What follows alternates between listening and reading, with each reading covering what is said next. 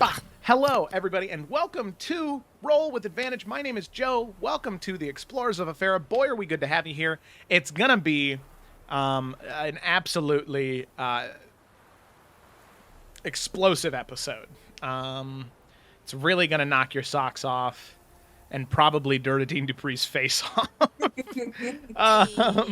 But I'm very excited to to get started. I do want to give a quick notice real quick that next week there will be no Explorers of Efera, sadly, because Kayla and I, we are currently in the process of purchasing a home, and Friday is our closing date. So we're going to be a little busy on Friday, and by that extension, Saturday as well. So no Isles next week, but there will be Isles tomorrow. I'm trying to think if there's anything else. I think that is it. Let's go! Let's roll the intro. Fucking go! Woo!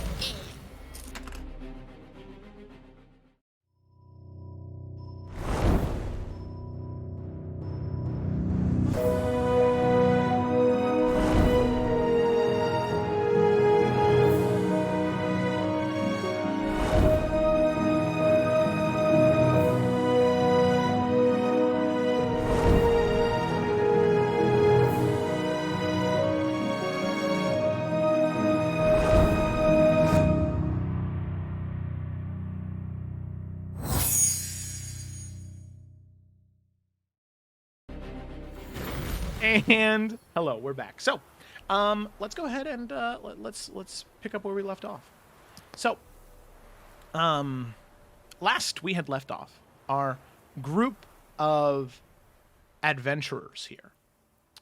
They had found themselves in the city of Port Sahala within the Gemstone Archipelago. Yes, right here on the map, like boom, right there. Yep. If I move Alec, I don't have permission to. Okay. Trust me, they're right there. Port Sahala, the sort of epicenter of trade of the Gemstone Archipelago, one of the largest, most sprawling cities in all of Illica, where a lot of the money in Illica flows through and around. Without this city, it would be a missing staple of trade, a absolutely necessary supply stop for most merchants traveling across the ocean. So, what is the party doing here? Well, they're doing several things here. For one, they were trying to locate Cyrus's mom, Penelope Caesarea, which luckily they found her. The bond between Cyrus and his mother has been, for the most part, it's on the mend. It seems like they're in a very good spot. And it has been, at least for me personally, it's been something I've truly enjoyed doing.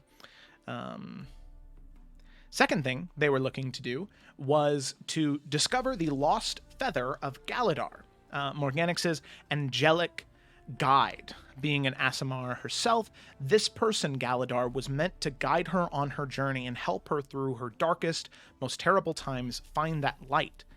Now, sadly, due to Morganix's warlock patron Malcanthet, she prevented him from ever doing that, and actually intentionally lied to Morganix's face, putting on a fake voice and a facade, pretending to be Galadar, convincing her to go do all of these, or to trust her. While, in all reality, Malcanthet was the reason that Morganix lost Galadar in the first place. But now, Morganix, along with an ally they made in the revolution before, is going to work with Galadar, and Morganix and the rest of the party to kill Malcanthet once and for all. No banishing, no locking her in a prison, destruction. As I'm sure most of the party is feeling, that is all that demon bitch is worthy of. So, that was the second thing. The third thing that the party was here to accomplish was to find the fat, egg-headed fuck Duradine Dupree and finally put him out of his goddamn misery. How did the party decide to do this? Well, they decided to tattletale. What a better way to get in trouble somebody who's breaking the rules? Go and tell the people in charge that they... Nice, Dr. Eggman. So they go find the coordinator of the Gemstone Archipelago, the person who's kind of in charge of making sure all of the different factions, for the most part, maintain peace and... Wow, yeah, that's one intense quote, too. So that way they find some semblance of peace and prosperity where all of the different factions can prosper, working off one another. A sort of symbiotic relationship. However, there are those in the Gemstone Archipelago and those who work outside of that who don't want that symbiotic relationship. They want really to be a parasite. They want to take everything they can and give nothing back. And that's exactly what Duradine Dupree is. He is somebody who wants everything. But, as he is probably going to find out this session, the man who wants everything very rarely is deserving of it. So, the party hatched a plan. They tattled on him, yes, but on top of that, the plan that they've hatched, well, it's a good one. Pretty much, they know that Duradine Dupree is going to be arriving in the North Port. They know that he will arrive there via ship, get off the ship, and then start to head towards his manor. Now, as far as they know, Duradine Dupree has no idea that they've told the coordinator, because getting a meeting with the coordinator is very difficult. Party had to make a sacrifice for that, which I'm sure will never come back to bite them. But what they decided to do was they decided to take 4 barrels of gunpowder, explosive barrels of gunpowder, and rig them up along the port where Duradine Dupree's ship will be docking, since they know with some certainty which dock he will be arriving in. They decorated it to look like barrels of silk or fish or anything of the sort to dissuade any type of suspicion that might arise from Duradine Dupree arriving in the city. So, with that brings us to where we're at. The party received word that Duradine Dupree was arriving shortly. They began to ran towards the dock. The areas around the dock had slowly begun to start to be blockaded. And as the party makes their way there, they are running and sprinting and dashing. And eventually, they get there. And they can see that there is not a ship here yet. But you can start to see maybe 5-10 minutes away on the horizon.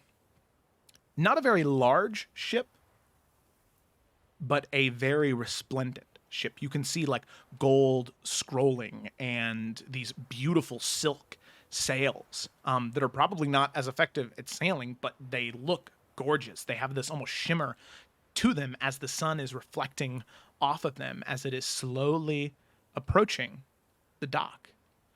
So, maybe 5-10 minutes, all of you sort of tucked into these buildings behind you. You can see that some of the areas have begun blocked off. Your barrels are right next to where the ship will dock. And I have to ask you, is there anything else you want to do? Anything in particular you're doing to prepare before he gets there? Fucking hiding. Oh yeah, hanging out. Hey, buddy. Like, hey, don't I know you? Yeah, we're a very recognizable group of people. I mean, we have bright ass purple tiefling, Alex big ass. Yeah, like it's. We're gonna make some poster board signs, some glitter. I need to get up to my hiding spot because Sayla is not gonna. She doesn't want to be anywhere near the epicenter. Yeah. Okay. A rough idea how big this explosion is going to be when it goes off. It's a 30-foot radius. Each one of those is as big as a fireball. Oof. So we're going to like hide in some buildings and stuff like behind. Oh, yeah. It'll give you some cover. Yeah, it'll give you full cover. So provided you're at like within 30 feet of it, if you're right on the edge and you're in full cover, you're not going to take any damage. So you're going to need to be inside of those buildings.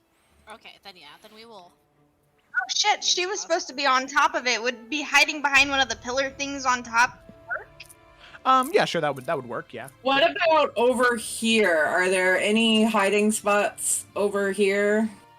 It looks like there's a tree and another building. Like we could spread out and not be all clumped. Yeah, you could. That's a good idea. Yeah, there's different collections of barrels and crates over there as well that someone could hide you behind. Unpause so we could move. Oh, yeah, sorry, my bad. You had one job. I'm gonna put Alex over here. music Just the is one. intense Just as well hitting the today. spacebar to pause it and pause the game. That's all I do. I'm conscious that it needs like a clear point, a point of view towards like the barrels. So I wouldn't think Cyrus would go off to the sides too much. Yeah. What is the range on casting fireball? Because I have 120. that scroll. Oh, okay. I got. Okay. I think it's crazy. It's like It's a 120, long 150 feet. distance. I think Yeah. I'm gonna put Galadar over here in the shadows. Okay. Yeah. Um. ba, ba, ba. Oh yeah. Yeah, Doglin's not here. Yeah. Oh, it's 150 feet. Fucking huge. All right. PCs. Oh shit! No, that's not what I want. There you go. You can control them, right? Oh yeah, we're fine. I Okay. can't, thank you. And I guess I'm gonna go over to the side here because I've got crazy range on Eldritch Blast, and I can see the barrels to also do a fireball. So yeah, just so you Luckily, know. even if it hits me, I have fire resistance because of my amulet, so yay. You got evasion too. I Yeah. do have evasion. There you go. That'll pretty much be the explosion range there. Are we all, except for Cyrus, who I'm guessing hasn't moved yet, are we all in spots where we're like covered? Like we're good? Well, the thing with your AC, that'll actually change when you go to cast Mirror Image. That's the thing. Mage armor? I was like mirror image. Yeah, sorry, Mage Armor. Also, in order to use the spells of the staff, all you have to do is you have to go to your inventory and then click on the Staff of Fire, and then it'll give you the options to cast the spells from there. Oh. Can I just say that ship is fucked? Let's Volunteer hope. on wood. I'm more worried about the people than the ship. Yeah. And then I think all you have to do is manually track the charges, but that's something you'd have to do whether we were on real life Roll20 or here. Yeah, sure. But yeah, if you just click on Staff of Fire and then it'll like Burning Hands, Fireball, and Wall of Fire are all like highlighted. You can just click on them and it'll cast the spell. Yeah. Yeah. All right. Is this it? I think we're waiting. Actually, one thing I'm gonna do. I'm gonna double check something real quick because I'm pretty sure I know how this works, but it's been a minute.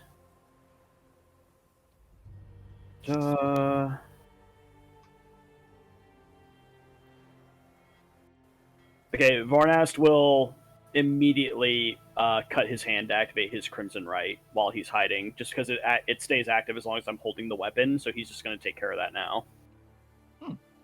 Okay. Heck yeah. So, roll a d4 for the damage.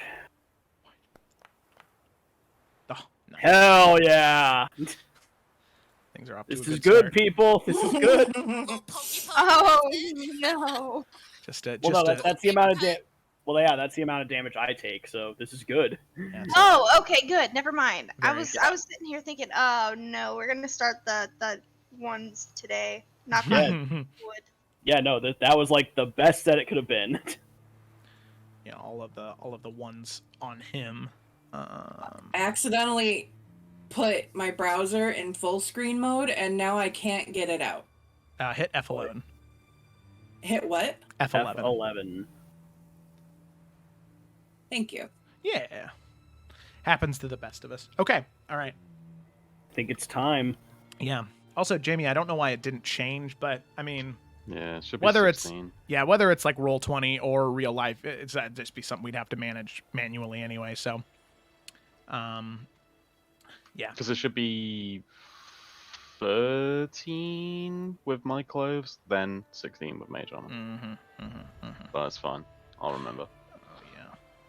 Let's get it done, people. All Are right. you guys okay with where Galadar and I are? I'm second guessing everything.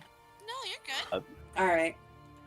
Believe in yourself, girl. I will say, Cyrus isn't just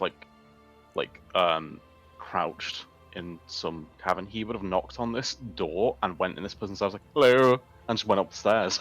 I assume these are like storage buildings of some kind, right? Because it's like right next to a port. Like people aren't living here, right?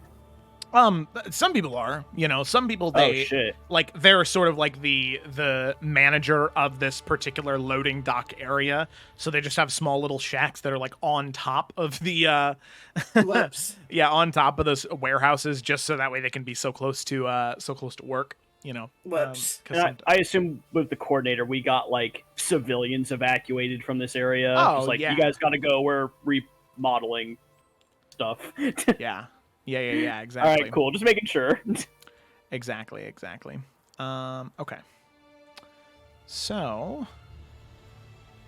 then with that, Ruining people's homes. This is the closest to the Avengers we will ever be. After this, let's go demand somebody open falafel for us. hey, there are worse things you can do as a what? I'm so confused. All right, whatever. Okay, so with that, let me go ahead and delete these. Pretty much it's encompassing the entire ship, so we can delete those.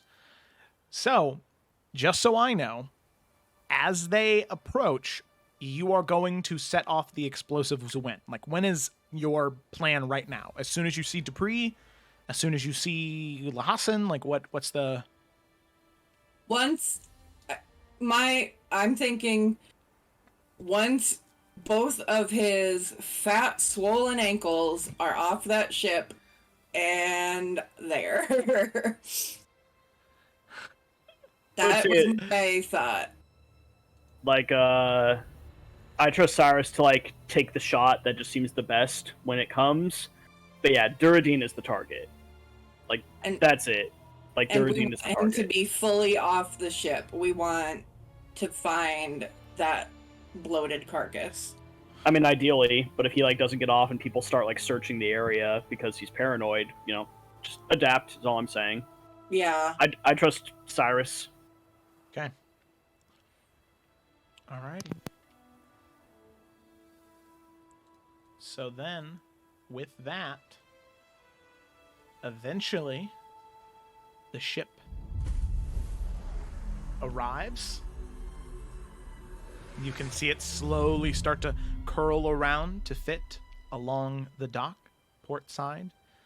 And you can see that there is a collection of people immediately on the deck. So, for one, as it gets closer, you can start to see Gith on the ship. Not normal crew. You can start to see several Gith begin to come into sight on the ship. This one right here. There we go. So you can see about 5 Gith, and then you can see as it is slowly starting to slow, you can hear the anchor begin to drop. The sails begin to rise. You can see the Gith sort of throwing their holds off onto the dock. You can see the door that would lead to the captain's quarters open. And you can see emerging first is Lahassan, the Gith Zerai, this sort of master of mental magic. Is the first person to exit. And you can see her slowly step out in between the 2 barrels, or in between the 4 barrels. And she's going to make a perception check. So what I'd like everybody to do is I'd like everybody to make a stealth check for me real quick. Fuck. Now, all of you are within full cover, so I'm going to give all of you advantage on those stealth checks. Oh, Straight fuck. roll! This was not part of the plan. Mhm. Ooh. Oh, wow. How did I roll the best with one roll? This was not. She's not part looking of for the us, though, plan. right? Like, She's probably looking for anything suspicious. Like, they know we're here. Not part of the plan. but we're in buildings. Ah. You are, but if you'll remember, Well- you also blocked off traffic to this area, so there's no people. And We're all also- of the exits are blocked as well. We're also peeking out to see, like, what's going on and stuff. Like, we're not, like, in a box. And plus, it still comes down to her roll. Yeah.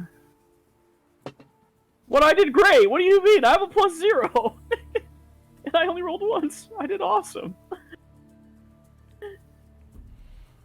You can see the Gith slowly look around.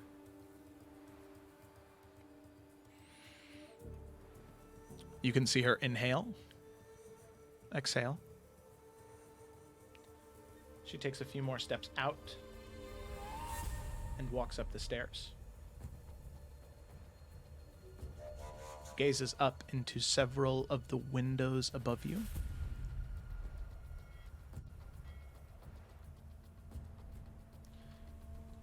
She'll walk back down the stairs, back onto the ship, and you can see her open the door, say something inside. She steps back out here. You can see the weasel make his way out. You can see him just sit along the edge of the ship, looking out as well. Then you can also see the ox make his way out, stepping across, standing catacorner, sort of leaning up against those barrels that you set up.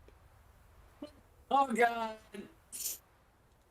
Then finally, you can see Silence emerge, standing right next to the weasel.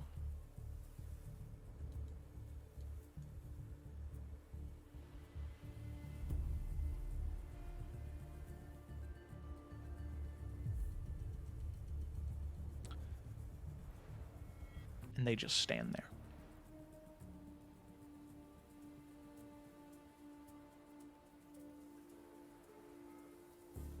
No sign of Duradine. No sign of Duncan or Frederick.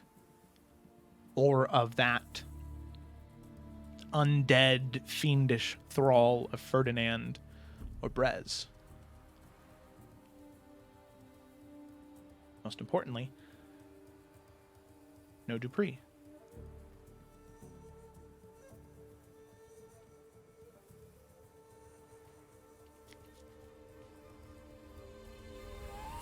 What do you do? Varnas is just waiting for someone to pull the trigger, basically. He's not going to act unless Cyrus throws that fireball or someone else initiates an attack. Same.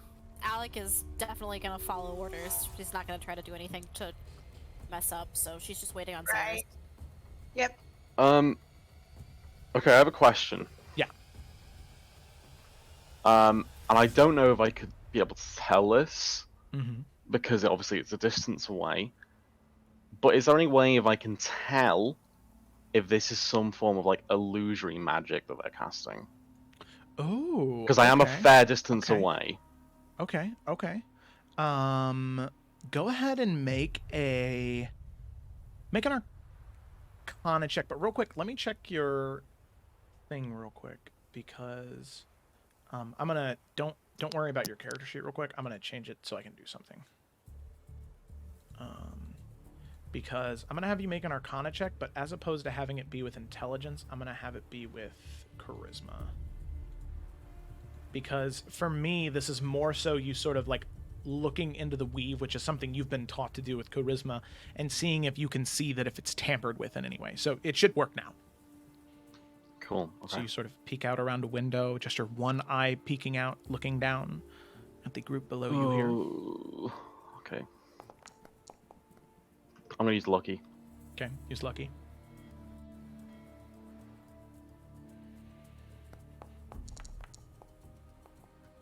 Wow. Oh. Really? Okay. Lucky 13. It's your number, isn't it? Are you gonna You gonna bend luck?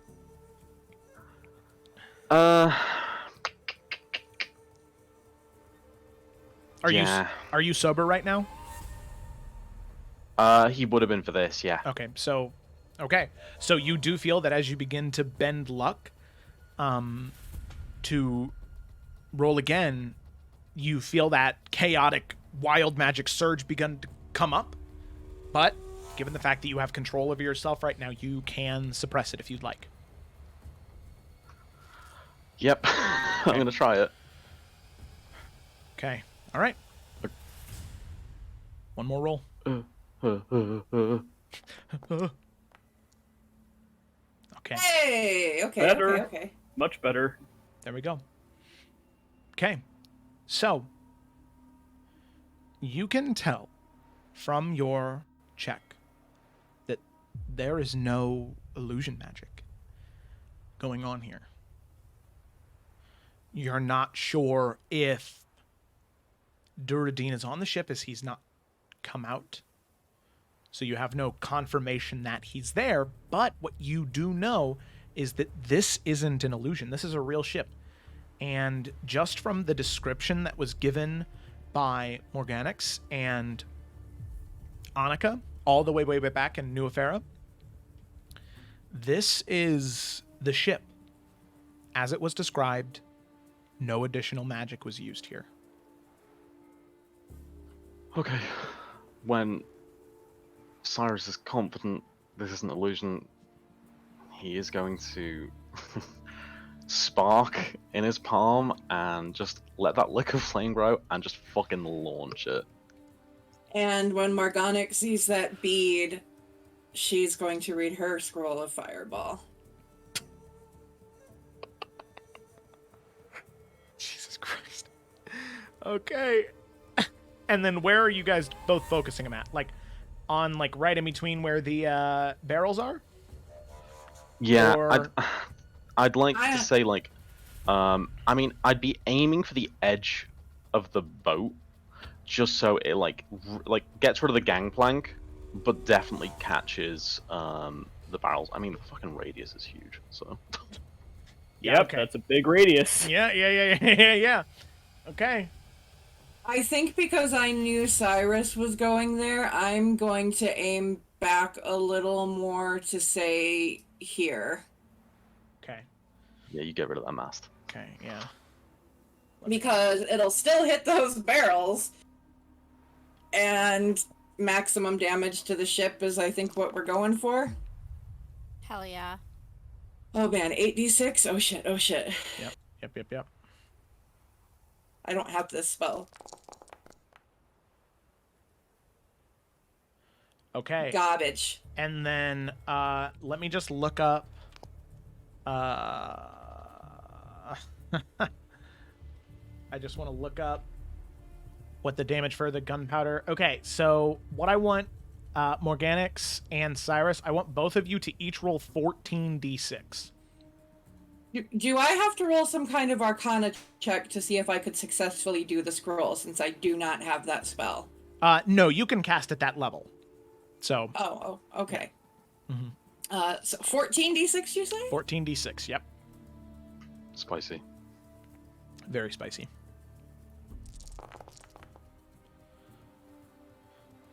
Whew. Okay. All right. So with that, I'm going to go ahead and... So, with... Jesus Christ. Okay. So, with that, as all of you are just sort of sitting there waiting, nothing's happening, but you get some confirmation from Cyrus that at least it's not magical because he's lobbing a fireball. So, Morganix, you do exactly the same. You follow suit after him, and these two small beams of light begin to descend out of the sky, and you can see that Lahashan just did not catch it fast enough. You can see that she was maybe gearing up to do some type of arcane magic, but because she isn't in range of the people casting it, doesn't know exactly where those people are, out of time. She's not able to do it fast enough. So with that, both of those fireballs will make contact. And The beads hit, one right on the gangplank of the ship, the other one right behind the Gith and the Weasel, and you can see that, for one, no saves necessary, because even with half damage on all of these, any of the Gith are dead. All of them are just vaporized from the damage. No need to even roll saves there. Also, because he's right in the epicenter of the two, the Weasel also would not be able to survive that, so he is also dead. Yes. I know. Yes. What a shame. What a shame. Then, let me go ahead and mark this guy dead. Okay, so that leaves Lahashin, the Ox, and the Silent. Come on. Okay, so the Silent, that is going to be 4 dexterity, well, 3 dexterity saves, 1 for each fireball, and then 1 for the explosions as a whole. Silent, normal. My DC is 17. Nice. Holy shit. That is 3 failures. She's in for a bad time. Oh, yeah, she is. Okay. You're gonna Oh, have a killer. bad time. Oh, Killer. You done fucked up, son. okay. Ox is gonna lose that other arm. All your gifts are fucking dead. You can't do shit. You're stuck. Well, I think. Okay. and Don't then challenge the DM. minus 21. Oh, you know what? Yep. Okay. Okay. All right.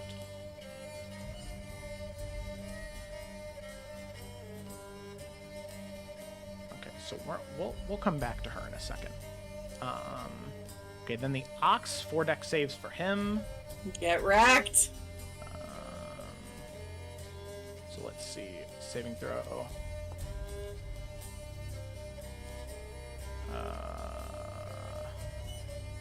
Dex saving throw. And then Fuck. Dex saving throw. Ew. Wow. This guy's too Wow. Woo. Yeah, this guy's cool. Honestly, the silence is the one that scares me the most. So her taking full damage is Yeah, crazy. same. Yeah. Okay. So then that'll be, let's see, half of 21 is. My dude was sitting right on the fucking barrels. He didn't lose that arm. You're telling me. He No, had Okay, a leg. I'll give him. He's that cool. I'll give him He's that disadvantage. cool. I'll give him disadvantage on the You second don't one. have to. You don't have to. No, I no, was no, just no, kidding, no. okay? I'll give him disadvantage on the second one. That's a fair point. I did say that he was leaning up against the barrel. Still. Well, he's good. He's good.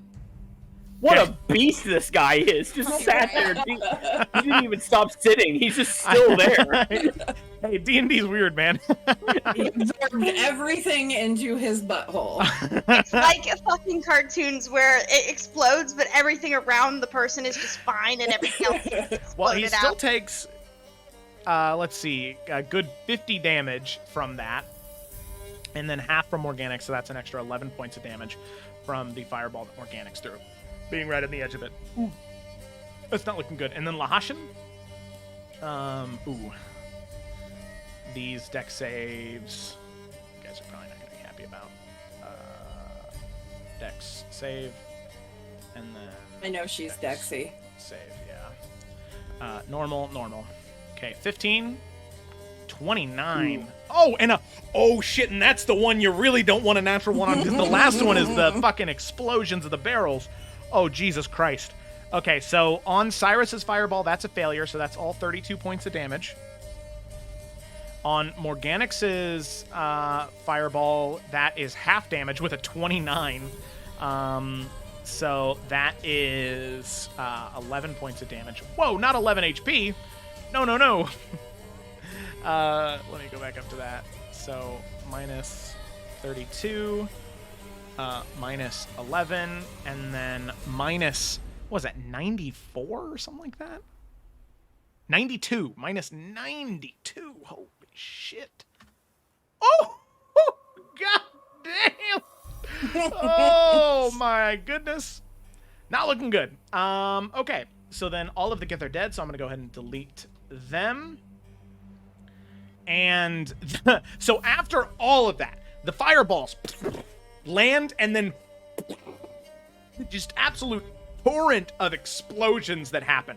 For one, all of you have to, like, as soon as you see the fireballs descend, you need to, like, tuck behind those corners as you can feel that heat begin to rush past the sides of your face, tuck behind whatever you're hidden behind.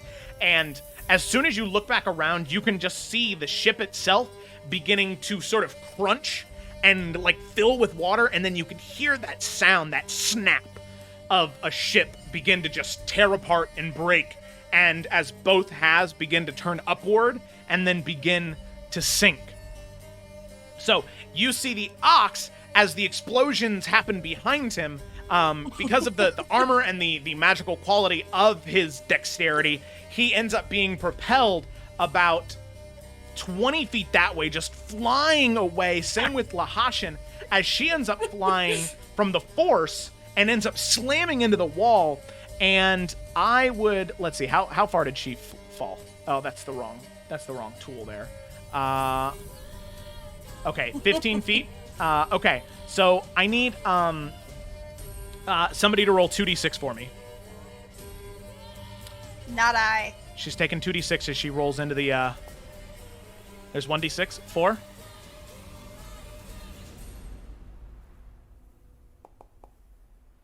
Oh, okay. Nice. All right. So that, you know what's funny about that? She survives the explosion. No. But then, because of the force from all of that pressure behind her, she slams into the building head first. Varnas being right above her, you can hear that snap and then that drop on the ground.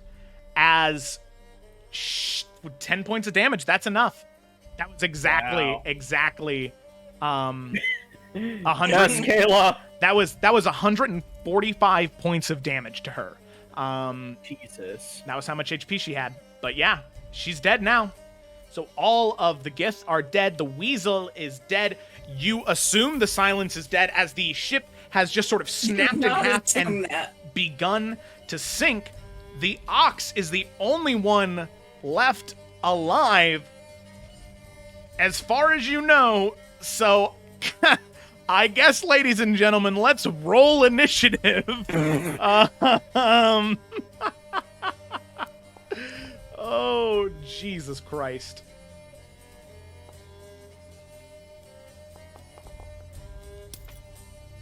Christ. Look at that broken glass. It's the only 20 I'm gonna get tonight. Yeah, this entire area, by the way, is just enraptured in flames now. It is not going out at Could you all. roll initiative for Doggle? Oh, JK, I found it. You found it? Actually, Okay, no, cool. it won't let me click on it. Oh, that's odd. Okay, here. I gotcha. By the way, I am not assuming the Silence is dead. That bitch terrifies me.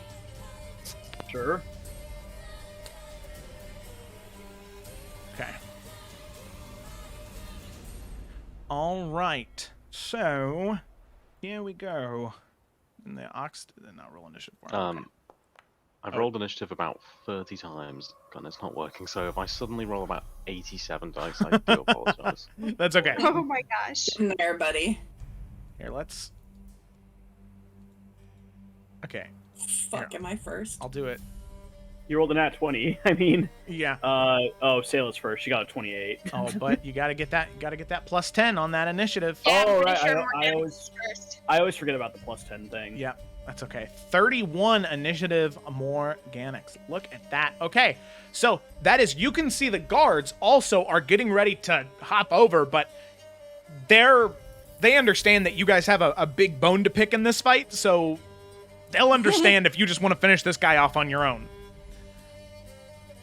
If you want them to... I think we kind of said that they were just going to be there just in case people kind of tried to escape, or if things got really bad. So I think they're good just to hold their position. Okay, yeah, For make sure real. that in case any of Dupree's lackeys are nearby, prevent them from coming into the Yeah. fight. Okay, gotcha. Okay, cool. So let's go ahead and begin combat with that. Morganix, you are first up.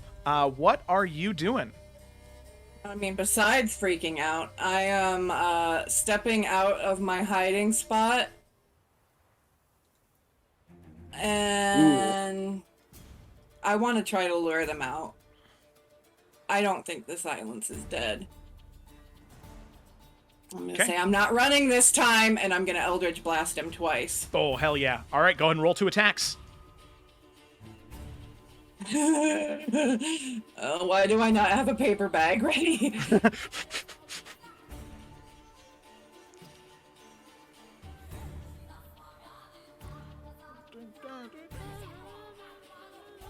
What the hell? Why is it not doing the thing? Did you fix your macros after you leveled I'm up? not even using the macros. Oh, then that's I have no weird. idea. Yeah, I'm not sure. Yeah, because in the chat it says, like, you can hit, like, attack and damage now, so I'm not sure why it's not auto-rolling. Yeah. I don't know. Sometimes Okay. they... Yeah, because that was like a... Hey, a 28. All right. Whoa. What the shit? is Doggling saying? Sorry. I was trying to say something, but trying to ask an actual question.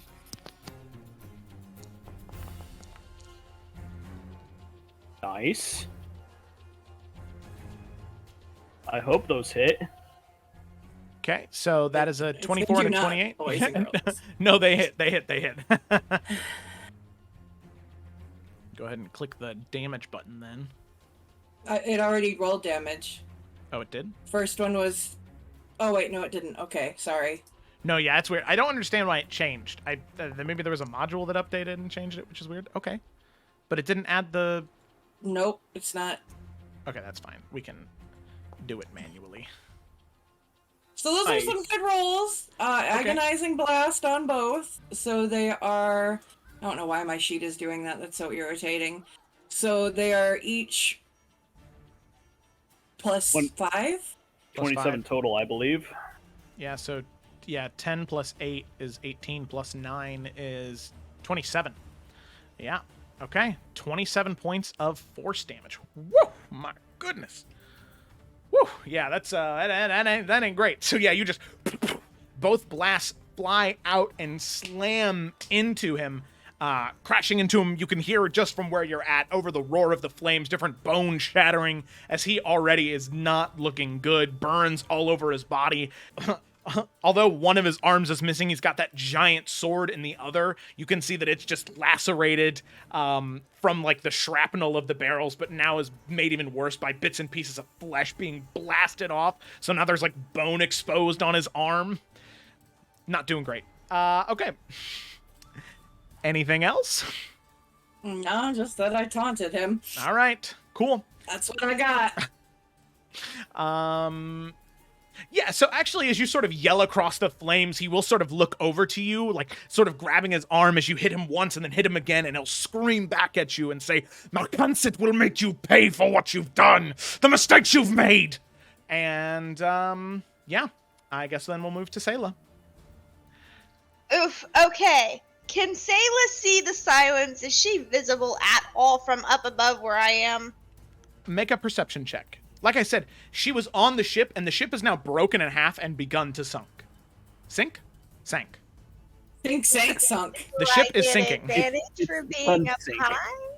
Well, that's why I'm letting you make it in the first place, because of all the fire and the ship is sinking, it's already Right. very difficult. So the height advantage is sort of... Damn. You don't see the silence, but what you do see is there is this area that is just completely devoid of any flame. Oh, fuck. That's not a good sign. No, that is not. Do you shout that out, or do you just keep that to yourself? No, I'm gonna let people know.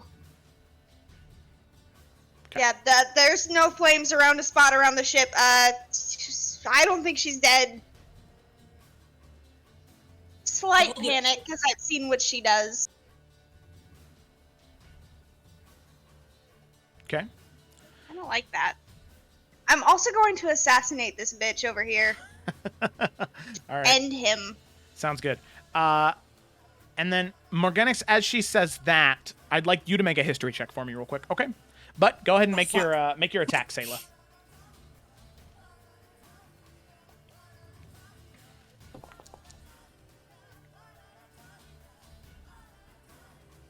Oh, okay. Oh gosh, got to find it. Sorry.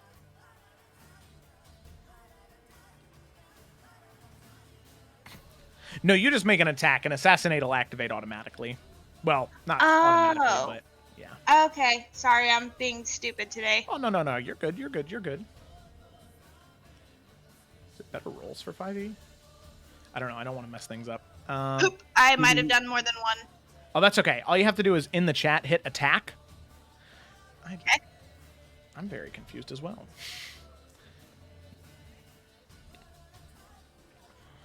Yeah, it's not doing shit.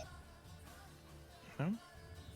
We should have tested our shit before we started streaming. Why does it keep saying that I have no arrows? I have arrows. What the hell? Yes. Okay, well, at least we've located the problem here.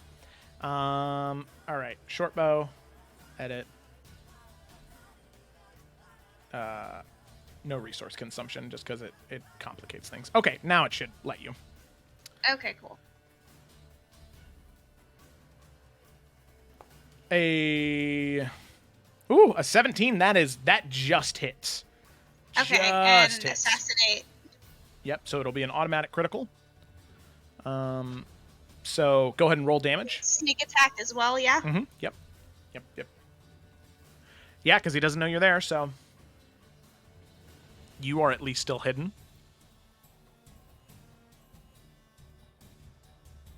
So then, yeah, in the chat, you'll have to hit damage on both of those. And then because it's Assassinate, they're both automatically critical hits. Wow. Yeah, that's great. And then damage on the short bow as well. Oh, that was just your sneak attack again. Sorry. That's okay. So if you scroll, This yeah, there we go. this not automatic stuff is killing me because I don't know what I'm doing. It's okay. Wait, where's the short bow at now? Ah, there it is. Woo! Okay. So 12 points of damage from just the bow, and then 42 points from the sneak attack. Wow! Yep, assassin rogues. Yep. They get that assassinated. It's pretty good. All right, so Sayla, all you do is you peek up from the corner, knocking the arrow in your bow. You pull it back, and you can see as he's just shouting at Morganix about how Malcantha will make her pay for everything she's done, everything she's stolen. You pull the arrow back, and just as he is mid-sentence, just mouth wide open, just all vitriol and anger, you release the arrow, and that arrow just flies clean through the air. You can see it, some of the wisps of flame sort of latch onto it. The arrow now on fire, it slams into his face right open, right as he's mid-sentence, mid-word. Open mouth, the arrow flies straight through, out the back of his throat. You can see now the flames that are on the arrow begin to like sort of spread and catch his face on fire as the arrow flies right through, like I said, in the mouth and then out the back of the throat as he just sort of grabs onto his throat then and then onto his mouth, trying to grab and yank and pull the arrow, but anything he does, it just causes more blood to gush up out of his mouth. Now as the flames are beginning to spread up his face, crackling the flesh, this nasty black color, just burnt skin. You can see him grab and then scratch at his throat, just trying to catch his breath, but nothing helps. As with that, he falls over dead. Hell yeah. She's very satisfied with this. This makes her feel good. Mm-hmm. Yeah. Yeah. Okay. And then, let's see, 14 on the history check. Let's see.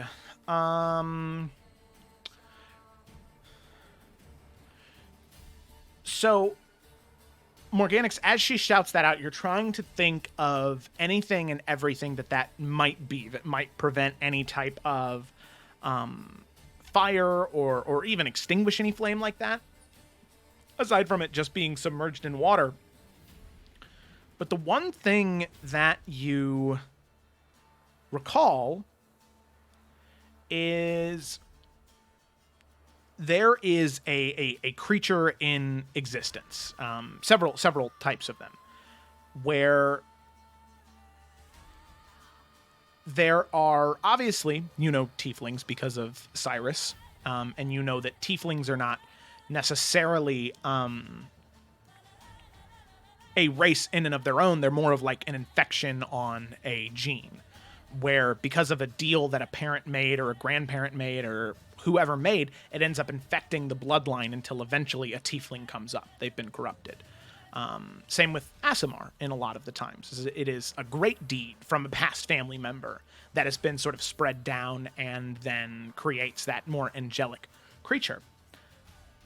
The issue is tieflings, when two tieflings meet and they go to have children, there's a chance that they could have those fiendish genes cross, that they could intertwine. And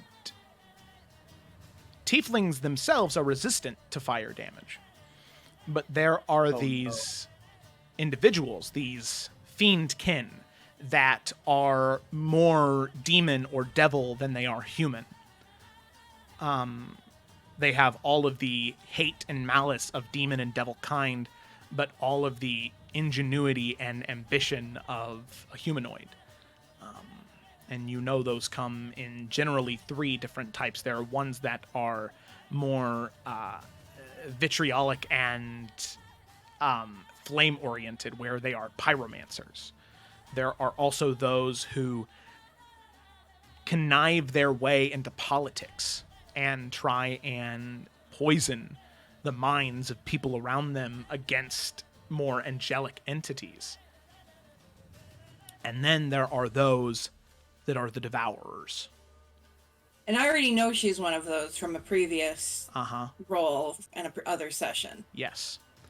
And you know that they are immune to fire. Fuck.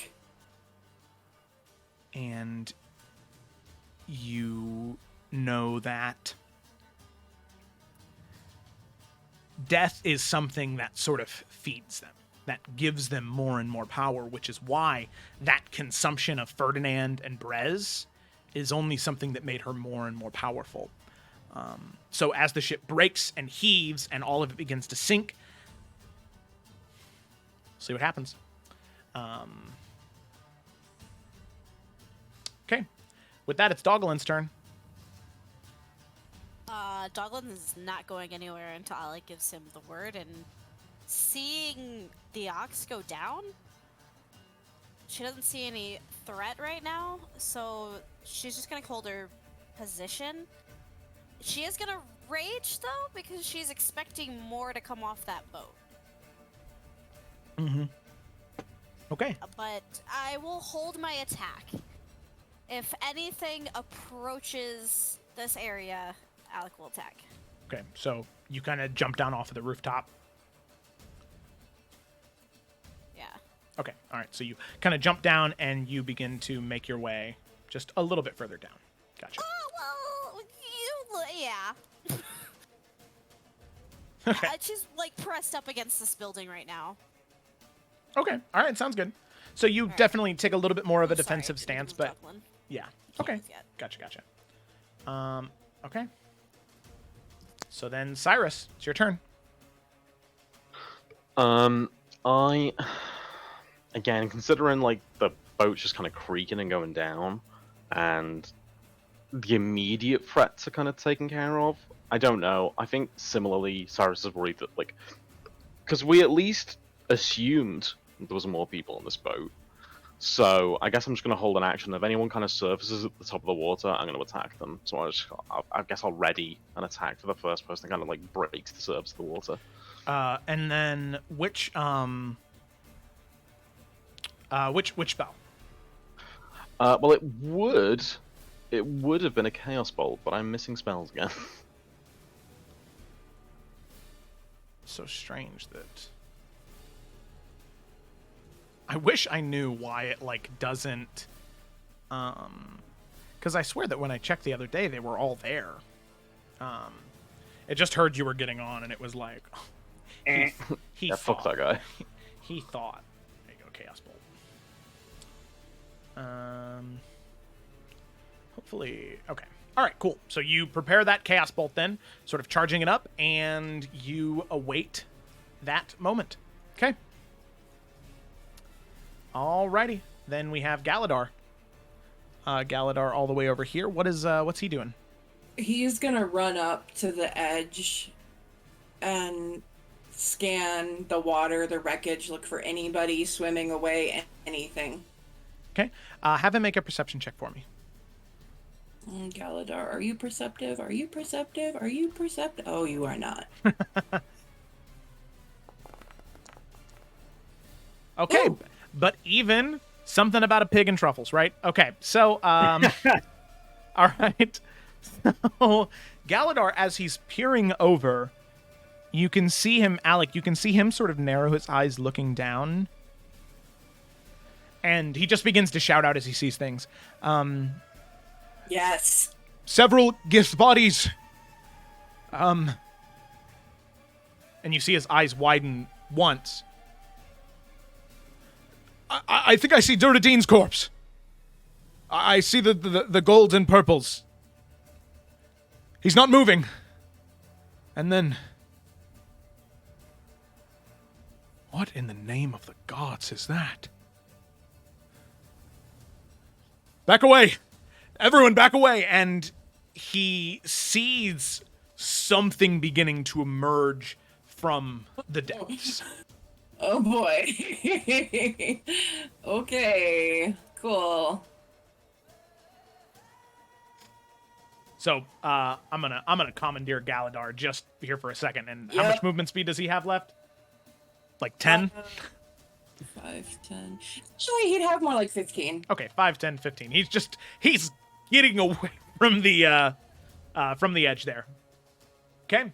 Varnast, it's your turn. All right. Varnast is gonna jump down. If I move like one more square forward, am I like in fire, or am I good to move one more forward before? Yeah, one more forward, you're good. Mm-hmm. Okay. And then like I heard everyone shouting that like the silence is alive, or like they see that like there's like an empty spot with like no flame, right? Like he heard that. Oh yeah, everybody heard that. And like Varnat, like I know there's a lot of fire. Would Varnat kind of know where that was roughly for like the sake of like aiming? Yeah, sure. Mm-hmm. Okay.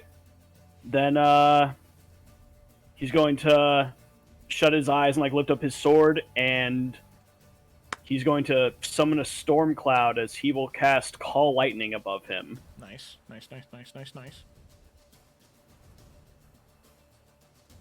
And he's gonna launch a lightning bolt right down where the silence was, and he's gonna channel divinity that. Oh shit! Yeah. And you make a dex saving throw, and since I'm maxing it, that's 30 points if she fails, 15 if she passes. Okay. Well, because you're channeling it into water, that's going to be an automatic failure. Because there's all right, no way cool. to avoid. So 30 points of damage, you said? Yep. That can happen. So yeah, just this big crack, just right into the middle of the ship where it's crashing, where she was. Yeah, okay. So you, like, the storm clouds just begin to conjure and roil and appear above, and as all of you look up, you can see it just begin to thunder and crack until there is this immense amount of pressure building up that needs to be released, and this giant bolt of lightning that comes crashing down into the water, and you can see all of the water around the ship begin to crackle and singe with these small strands of lightning and electricity just discharging off. And then Varnast, moving to the top of the initiative order. All of you can start. Oh, did you have something else? Wasn't quite done, sorry. Okay, no, you're good. You're good. Just since Galadar said he saw something coming up over here, Varnast is like, okay, Sayla's with like the 2 mages. We think people are coming up over here, so he's gonna move over to basically kind of support over here, because he's still worried that, you know, Galadar isn't quite as strong as they are, and, you know, wants to have Alex back, so he will move over there. Okay. And that will be the end of his turn. Alrighty, sounds good. So then, coming to the top of the initiative, Morganix, just as you're looking around, before your turn even starts, you can hear the ship heaving even more.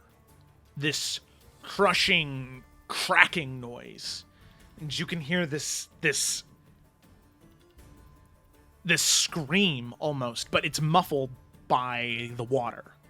It's coming from underneath, and you can feel the stone next to you begin just to shake briefly, as if there was an earthquake or something minor, something fairly large beginning to move and slam its body against the port side, until eventually you can see, moving the two ship halves out of the way, the water erupting from the air, currently bits and pieces of lightning crackling off of it, this leathery, winged, demonic creature. You can see blood just heaving out of its mouth like a waterfall draining down its chest, and you can see that it has this like porcelain white skin that has these different fractures and cracks in it, and this jaw that hangs down almost to its sternum, and several different rows of teeth all along the bottom and roof of its mouth, very loosely connected by small pieces of sinew. And you can see it wearing these deep browns and reds and leathers with, like I said, those two leathery wings coming off the back of it. And you assume that that can only be the true form of the Silence. Where is she? Oh, don't like that. Nah, that's fucking cursed. My gosh. Don't like that one bit. Can we not? Can we banish this to another realm? So, go ahead and add the Silence to the initiative. So as they're just coming crashing out, we're going to go ahead and roll initiative for them. Okay. Good. Okay. Alrighty. So, we'll delete the ox off of the initiative order. And then Morganix, it's your turn. You can see it just emerge from the water. It hasn't drawn any weapons yet or done anything. So far, it's just emerged from the water. You can see it just sort of floating and Where levitating is she? there. If she has the token, it hasn't shown up for me. Oh, that's awkward. It's like right on top of the ship, in between the two Okay. masses of fire. Oh, yeah, that's right. You would have gotten your... Yeah, that would have been enough for Cyrus to go, yep, fuck that. Yeah. No. That checks out. Yeah. So go ahead and roll your Chaos Bolt then, Cyrus. Second level. I'm not gonna go for all out just yet. Okay. Okay. And then, yeah, I don't know why it's doing that. No, I don't know either, but it's fine. Okay, 27. That'll hit. And then Chaos Bolt doesn't chain.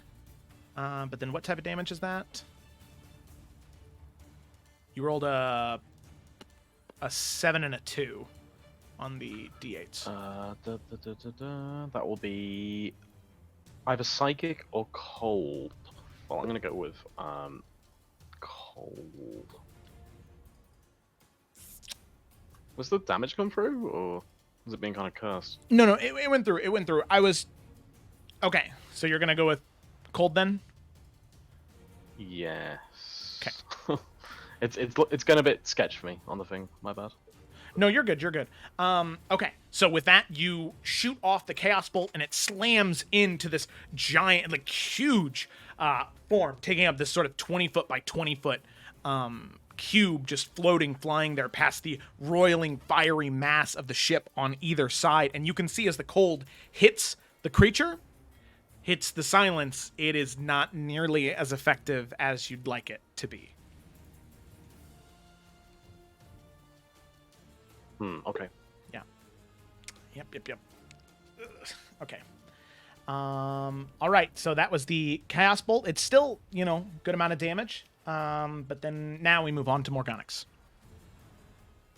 Well, I would just love to banish her, like Sayla said, but I'm guessing that she would make that save, so I am not risking it. I am casting Sickening Radiance. Nice.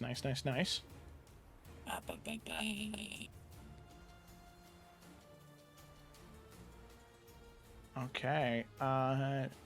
Centered on a point with you choose within range. Okay, con save. 4d10 radiant damage and suffers 1 level of exhaustion. Okay. All right, let's get a con save.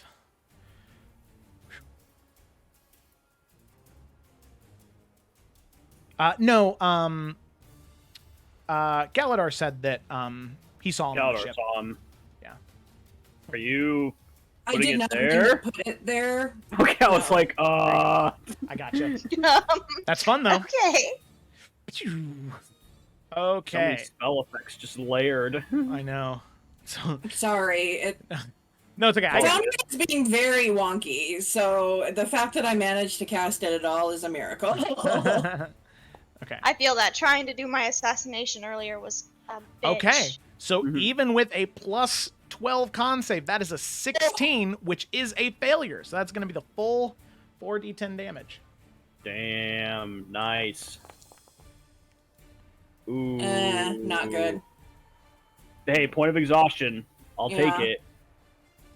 Yep. So minus 12, and then 1 point of exhaustion. Okay. So let me go ahead and add that point of exhaustion. Oh, let's just do that. Okay.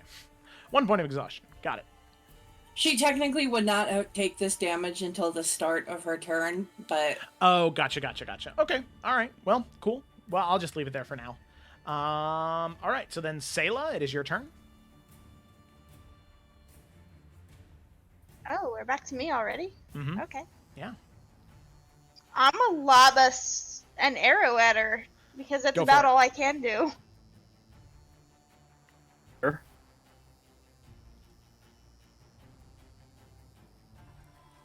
Okay. And then, yep. Go ahead and hit attack. There we go. 23. That's a hit. Hey. Roll your damage. Bang, bang, bang, bang. Okay. 6 points of Didn't do shit. piercing damage. Yeah. Sadly, Hey. since It all adds up.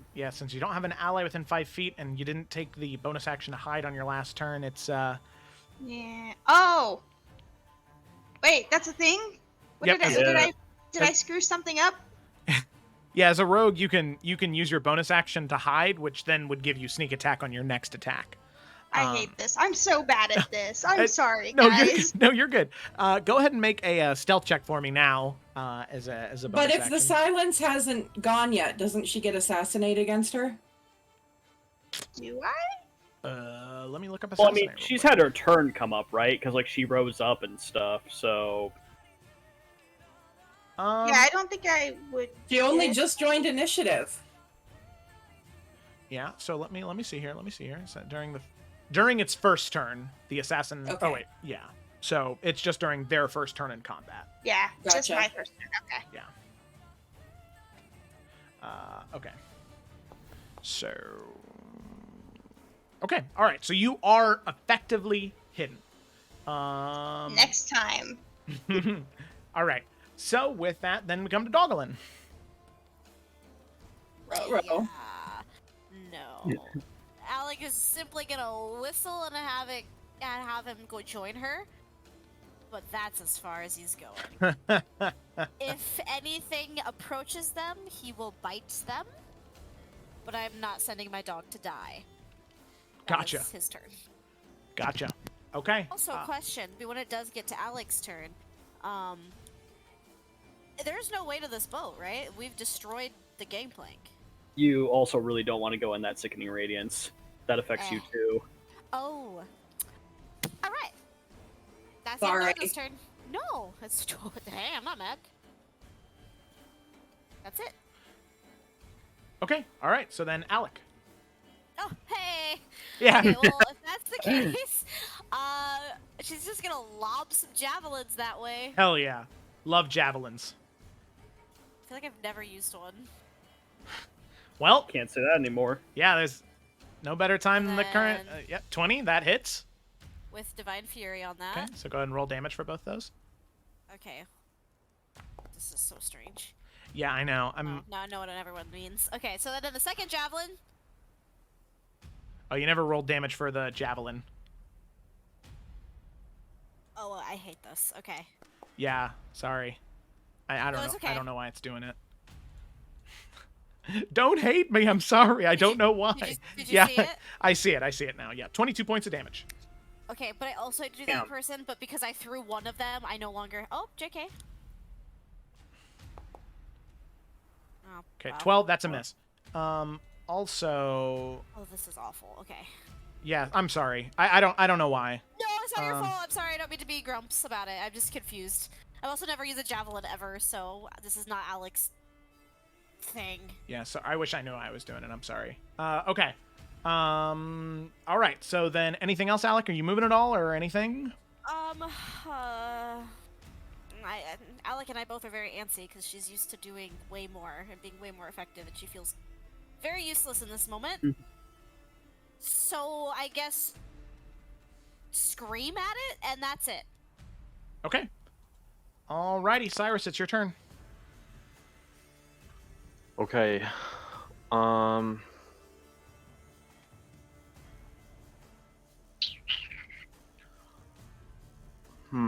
How far up in the air are they? They're about 10 feet up in the air. Oh, okay, that's not bad then. I'll catch it. Right, in that case, I am going to conjure another fireball in my hands. However, I will kind of dip into the weave, and I'm gonna just start focusing and turn that fire into lightning, and I'm just gonna throw a lightning ball. Okay. All right. Hell yeah. As you just begin to transmute the magic, tapping into the weave, you pluck and pull, and with that, you end up turning that small bead of flame into your hand into this small bead of lightning, just crackling, and you toss it, and yeah, Okay, let's you will try have this. to make a save. Boom, and then damage. Wow. Okay, but Low roll. oh yeah, low roll. But still, 26 on a Dex save. DC what? 17, right? Yes. Okay. And if they have a point of exhaustion, are they making that at disadvantage? I think 1 So- point is only on ability checks. Yeah, not Okay. saving throws. Yeah, I think that's 2 points because 2 points is all attack rolls and ability checks. It was worth checking.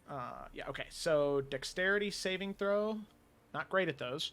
Only got a +2. So let's see. DC 17, you said? Yes. Okay. So that'll be a 15. So that is a failure. So it's going to take the full 29 points of damage. Boom. 29 points of damage. Very cool. Alrighty. Nice. 22. Very cool. Delete some of these effects. Okay.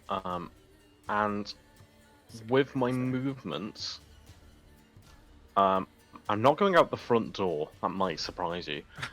I'm going to see if there's a way throughout this building, if I can kind of go out a back way and find my way in another building, but kind of dip through, well, you know what I'm saying. Oh, yeah. Easy enough. A lot of these buildings, especially right up against here, are all interconnected, different storage areas for different containers and barrels and things that haven't been shipped yet. So easy enough. You can run in through different interconnected hallways and doorways and just sort of hop wherever you want to inside that building along the edge there. Cool.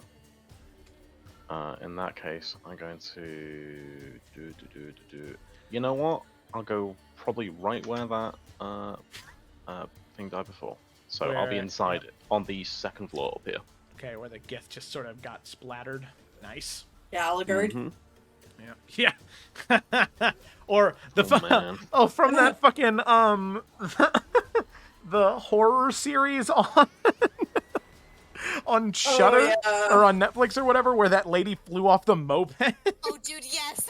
Yeah. Times, She good ragdolled. times. Oh god. Okay. All right. So then we come on to the Silence's turn. So then they'll take that She point would of have exhaustion. taken the damage that I already rolled. Yeah, and then she would have taken the point of exhaustion then anyway. Okay. Right. My bad. No, you're good. Okay, so 1 point of exhaustion. And then it comes to her turn, and well, the thing is,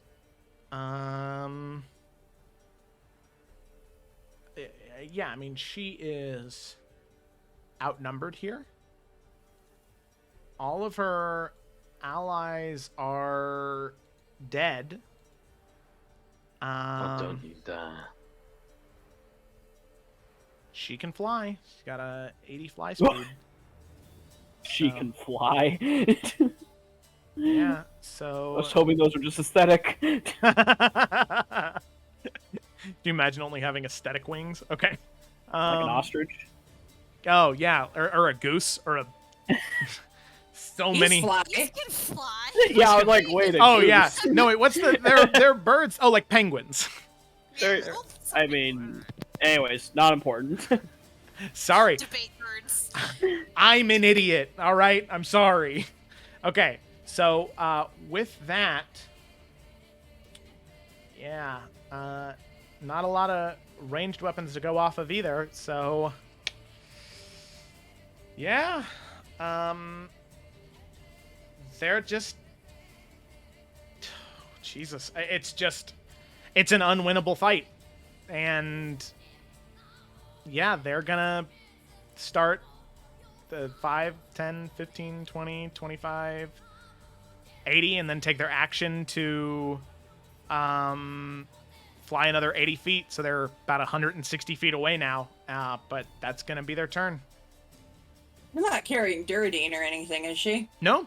There's nothing in her hands at all. She's just beginning to fly, soaring away. Not inside the interior of the Gemstone Archipelago, but just away. Like, back the way that she came.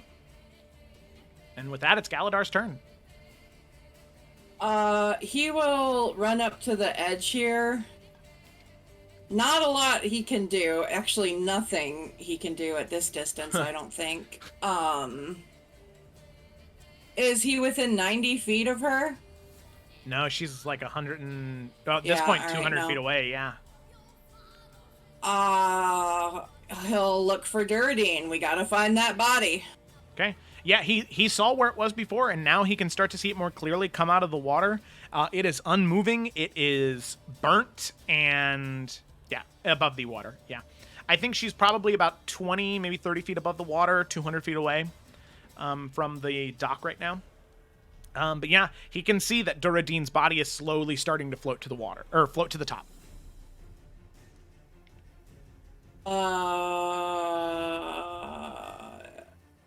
He'll point him out, I guess.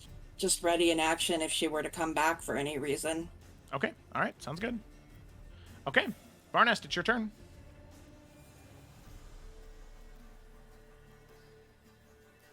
Varnest? Thinking. Oh, okay, sorry. Uh, I always fear with playing online. no. She's like 200 feet away, you said? Yeah, she's got to be 200 feet away from the dock because she was already 10 feet away from the dock Yeah. and then flew 180, so she's 190 to 200 away. Varnest can't hit her. Like, I'm not going to look at all of his spells. I'm, like, almost certain he has nothing with a range that far. Mm-hmm. So he's going to head over, and he's going to try and pull Duradine's body out of the water. Okay. Yeah, easy enough. You can grab sort of longer poles that are off to the side and just start to, like, hit onto his body and begin to push it closer towards you. Yeah. And you and Galadar together, as the body sort of begins to float and is just sort of beginning to bob up against the dock. Both of you together, he's heavy. I mean, Yeah. man was already, pushing 350, 400, but even soaking wet in all of these robes, it takes you and Galadar a little bit of pressure and force, but both of you are able to grab him and pull him up on the the dock there. You can see that currently half of his face is just blown off and missing from the Ooh. fire that wrapped around. Same with one side of his arm is just a stump.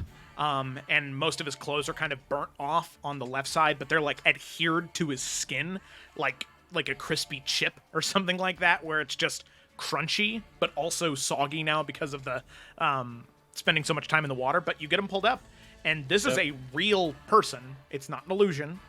It's not some magic. I mean, this is a dead Duradine Dupree right here. Okay. I think it's only fair that that took my action if like Galadar and I had to work together Yeah. to do it. So I Yeah. will say that that is it, since there seems to be no other threats around. Okay. All right. Organics. Pull those dental records. I have a range with Eldritch Spear of 300 feet. Hell yeah, you do. Yeah. So you can hit her. Yeah, hit her twice. I'm gonna take those pot shots. Why would I not? Hell yeah, man. I hate that it does this. Over the break, I think I know what it is, but I don't know. Okay, 24, that's a hit. Damn. Whoa. Huh. What's that? Oh. Oh, that was funny. Just got a YouTube notification on the stream. Thanks, Hamad Al-Soror, for the subscription on YouTube. Okay, then 27. God damn. And then that is 16 points of damage total, right? Wait, no. Plus 5 on each. So plus 10. It's 21. 21. Okay. Yes, 21. Okay, I don't know where I was getting that from. Man, 21 points of damage. Alrighty, very cool. Still hanging in there, still alive, as both bolts just... Oh yeah, but I'm gonna take the shots anyway. Hell yeah, hell yeah. Okay. Alrighty. Any movement at all, or is that it? I moved to get there, but Oh, okay. no, I'm gonna stay there at the edge. Okay. Yeah, there's nothing else I can do in range. Okay. Alright, so then we come to Sayla. I think I would drop concentration on Sickening Radiance. Okay, gotcha. Yeah. Only checks out. I highly doubt Sayla can hit her with her arrows. I think a short bow has a range of 300 feet, in all honesty. Does it? Yep, it has a max range of 320, so you'd be shooting with disadvantage, but still take a shot. Okay. Hey, screw it. I'll take a shot. All right, take a shot, a shot, a shot.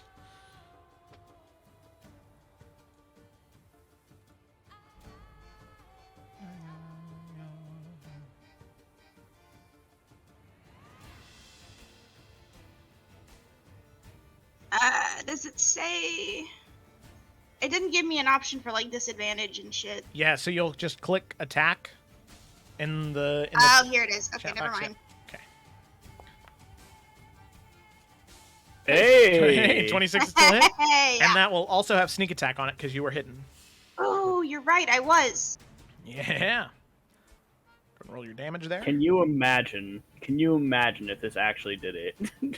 Just that Robin Hood arc shot just down in her head. She's hardly been hurt. I know. I doubt it, but it'd be cool. Yeah, it would be. So 14 for the sneak attack, and then 6 for that. Nope, still kicking, still alive. Okay. Hey, I tried. So then Dogglin is just staying there, right? Doglin's gonna run to the edge and bark. Woof, Yeah. woof. With that, Letting her you can see know. the silence begin to descend and crash into the water. That's right, the power of barks. Nah, he's just gonna go there and just bark. That's it. Okay. And then Alec And Alec has absolutely nothing she can do will at do the this same. range. She will go to the edge and bark as well. Honestly, she probably would. Okay. All right. Actually, Oh. do the boys have Dupree up? Yeah. I assume, right? Correct. Yeah. All right. She's gonna carve out his heart and No, wait. get ready for Cyrus. No, wait! Why? Varnas would try and stop you real quick. I mean, if he's gonna try to stop her, she'll hesitate. Okay. Okay. All right. So Alec, you go to I mean, reach. Barnas tells you yeah. stop, so you kind of have grown to trust him at least a little bit, so you do stop. And then we move to Cyrus. Okay. If I jump down and get to the edge of the dock, I can just about reach. that. Now. I mean, is it still I like know on I fire, can't. or can he get there? I mean, I'll take the fucking fire. I don't care. That's what I'm saying. I'm running after this thing. Fair enough. I'm a tiefling, man. I'm spicy. It's fun. No, yeah. Um, At this point, given the few rounds of combat and like the buffets from the wings of the silence, most of the flames have diminished. Some little things are still on fire, but not so much that you are gonna take any damage. okay. I'm going. I really want to hit this thing hard. I know I won't kill it, but I at least want to like really damage it for future, in case you ever see it again. So let's Tide to Chaos this bitch. Nice. So let's start with the 100. 4. Okay. Bop. Bop, bop, bop, bop, bop, bop, bop.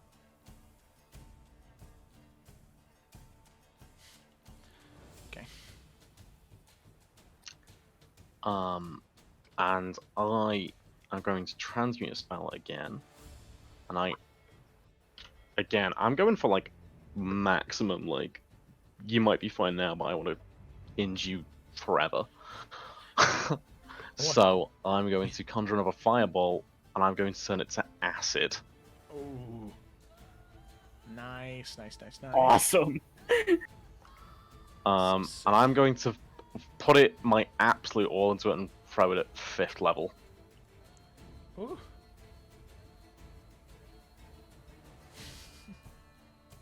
Holy shit, at 5th level? Oh my goodness. Oh, that was a lot of ones. Oh no, it's not bad. Actually. Oh no, it Not bad. was only 1-1. The rest of them were the 4s and 5s, it looks like. I saw like the 1 and the 2, and I was like trash, and then I was like, oh, actually, that's fine. Yeah, 38. Okay, so dex save on the acid. Like I said, only got a +2 to those dex saves. Normal. That's going to be a 14. That's a failure. You're going to take all 38 points of that acid damage as it just, like, slams down on the back of just that small bead of bubbly acid, lands on the back of the wings, and just and ruptures and envelops all of that wing space. And you know what? I'll say, as a lasting damage effect from that much acid damage, you can see that you begin to dissolve parts of the wings. And I'll say that her fly speed is permanently reduced by half. So her fly speed is only 40 feet now. Yes. Because that was a sizable Well amount of acid done. damage. So yeah, that is Yeah. even though next time, especially if there's a long rest in between the next combat encounter, she may regain all of her hit points, but she's never gonna regain that flying speed. Hell yeah. Okay. All right, but then with that, it's her turn. Ooh, DM question. yeah. What happened to all of the mages that were supposed to be ready to not let someone escape? Well, from like counterspelling and stuff, yeah. I mean, are they gonna do anything?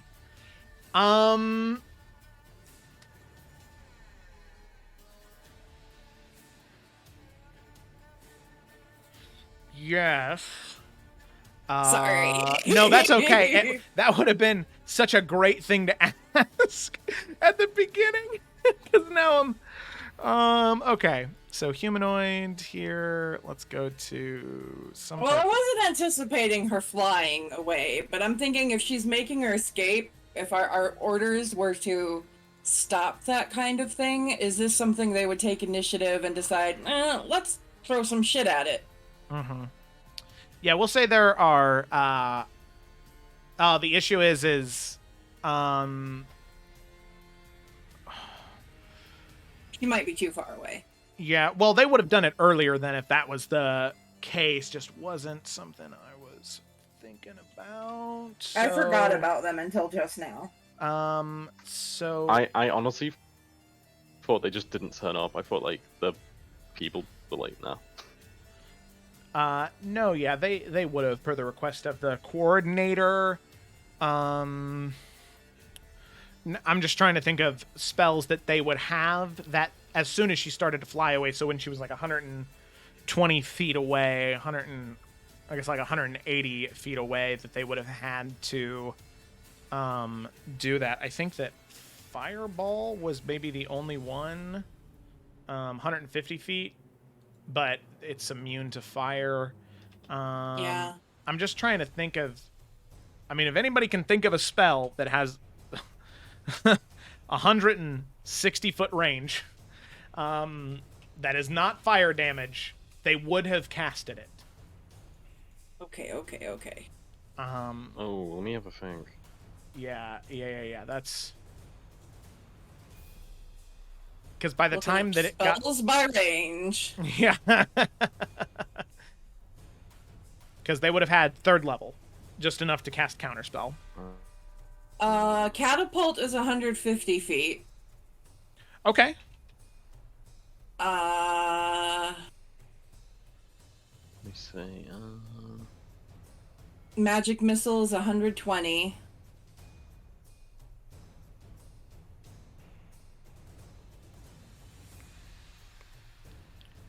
Earthbind is 300. Over water, I don't know how. Yeah. Yeah. If there's any depending on who they've got, the sleet storm. Sleet storm is 3rd level. Sleet storm. Ice storm's 300. Sleet storm's for sleet's 3rd level at 150, but ice Okay. would be even better. Yeah, ice And storm is 300 feet, and it's but it's no Call lightning damage. is 120. oh, Call lightning is 120. What is lightning bolt? Lightning bolt is a 100-foot line, so that wouldn't be enough. Call lightning 120.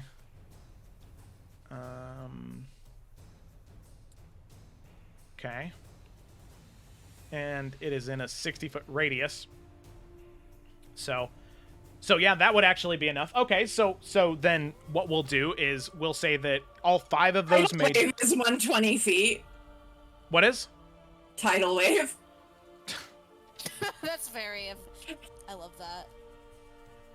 But Drown the call bitch. lightning is probably more damage. Sunburst is radiant damage. It's that's an 8th level spell. Fuck. So it's like, yeah, I was like, that if only, right? Don't mind me. Uh, No, I'm sorry. I'll shut up now. Go back to swinging my sword. No, Yeah, that's sticking my rogue shit. I don't know shit about this. Okay, so what was what did we say? We said lightning. Call Call lightning. lightning. Call lightning. Okay, so there's 5 of them, so we'll say all 5 of them cast call lightning. So if I could have each one of the 5 of you roll 3d10 damage, their dex. Happily. I'm sorry. Shit, how do we roll just dice again? Hit R Got you. yeah. Ones. Okay, just. Oh my god. Well, it won't let me even type in. Do that, and then D, and then 3d10. 10. Okay. Space between the R and the D. And also a 3. You know what? I'll go back to swinging my sword. Yeah, there. Thank you.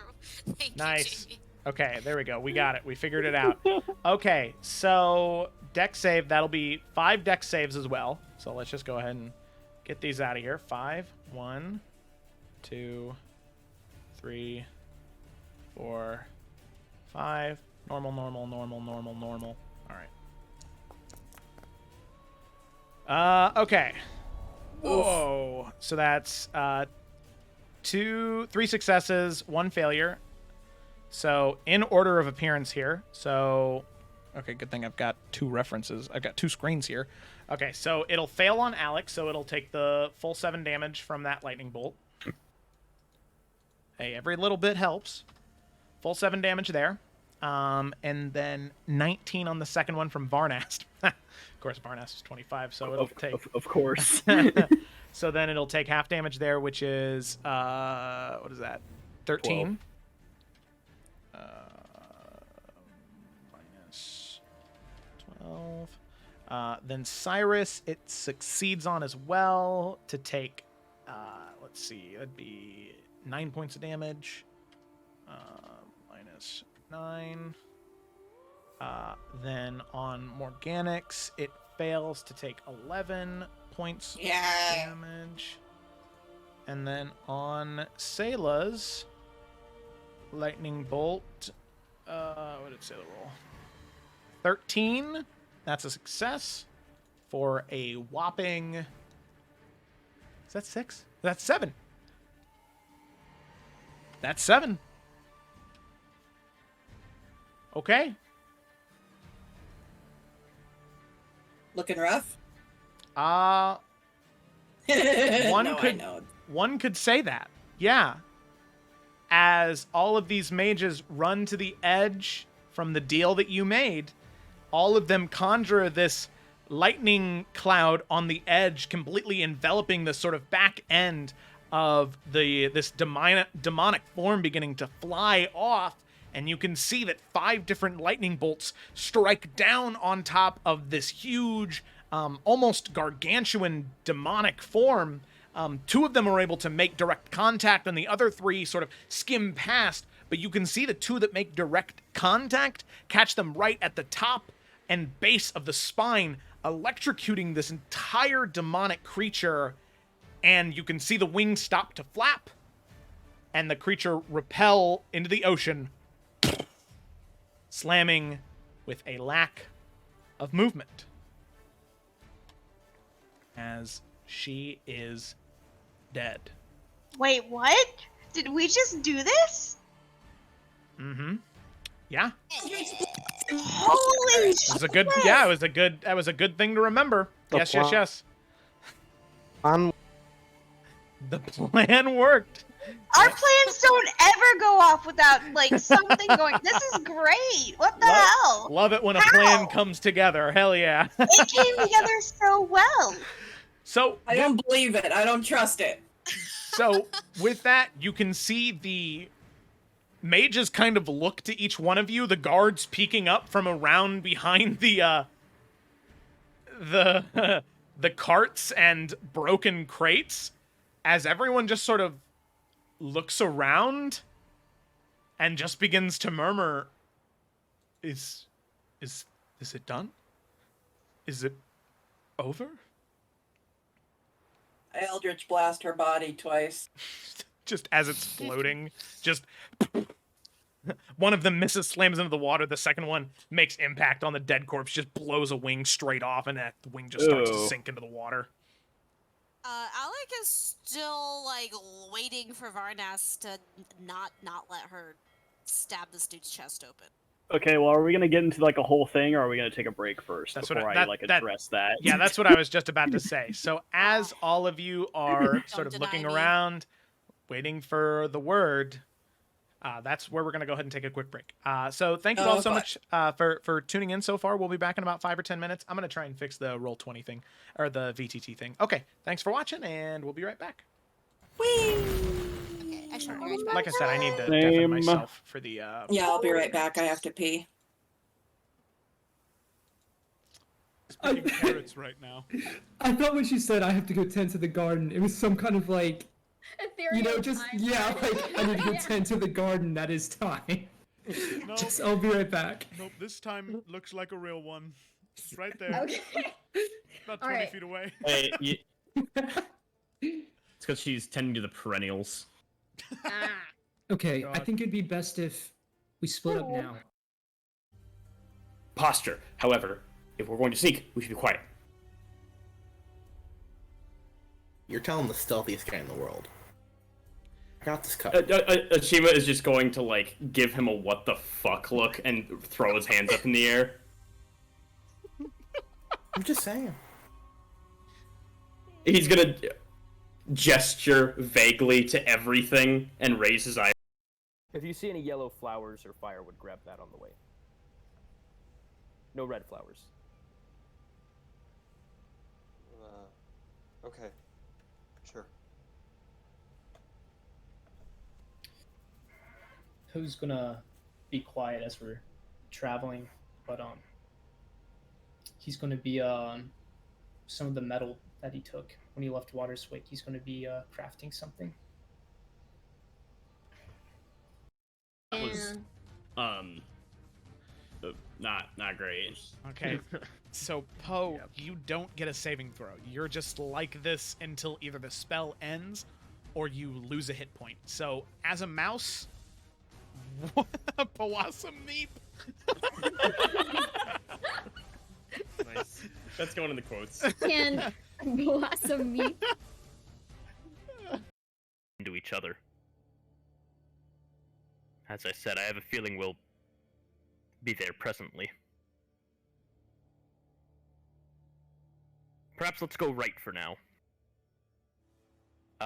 And by that I mean right. left. Wait. Is left to the sarcophagi? East. Okay, yeah. Okay. Ishima's right, but our left. Yeah. Alright, we're gonna y'all. My head. Okay. Wait, just say west. east. Alright, we're gonna go stage right. West. We're going west. Alright. Ah, damn it! Okay. Right? Is that wait? Oh shit! Do I have it wrong? That's east is if you're looking at it like on the 3, a 4. Yeah, that is a 7, an 8, an 11, and a a 2. Okay, so does the 11 succeed? If my DC is 11.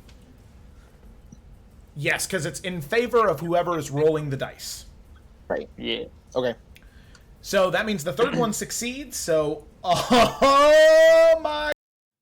Is he all right? What is happening? What is going on with Ferdinand? He is not all right.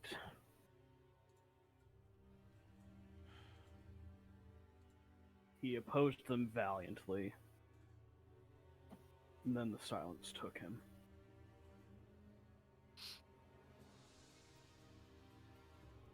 Sayla looks.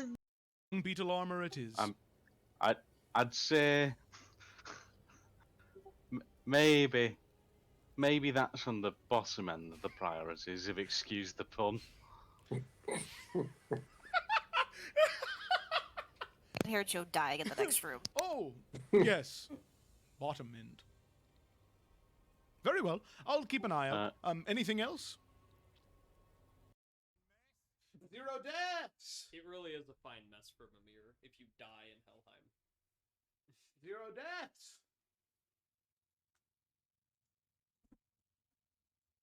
You hear that? 0 deaths. Really? Yeah. I'm just reloading a save. Forgot I needed something I needed to do. Right, yeah, let me Okay, so you gotta put it on your throat. Yeah. Put the mic on your throat. I'm sure that was terrible. Yeah, I think I'm so sorry if you're wearing headphones. I hope we lost viewers. Can we? Can I pull up the stream on here?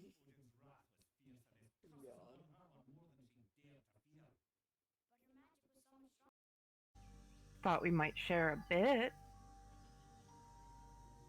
Answers for answers. Why would I give answers to an enemy? You don't think I can smell it on you, her mark? Because I want to be rid of it and her forever. Make Is a persuasion vengeance check. no temptation to you? Make a And I'm gonna look to everyone else. Okay. Alrighty. So all of you begin to ride that way, and as soon as you get within range, after moving your way through the fairgrounds, which as of right now are a little dull, it's about noon, so there are some small games happening, and you can see there are a few sparring matches going on. These people anywhere between plate and chain, and seems very fitting for Grok. Now I need to start thinking of gifts.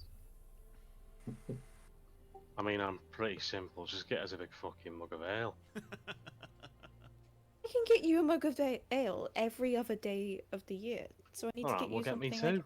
too.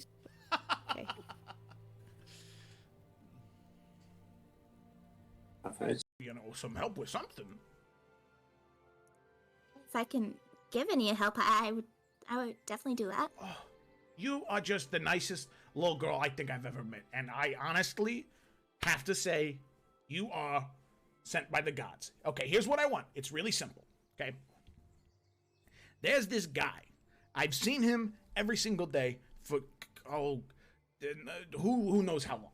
Going up and down that big road that leads up to that huge building that's got all the lights around it, and it's got the hole in the ceiling.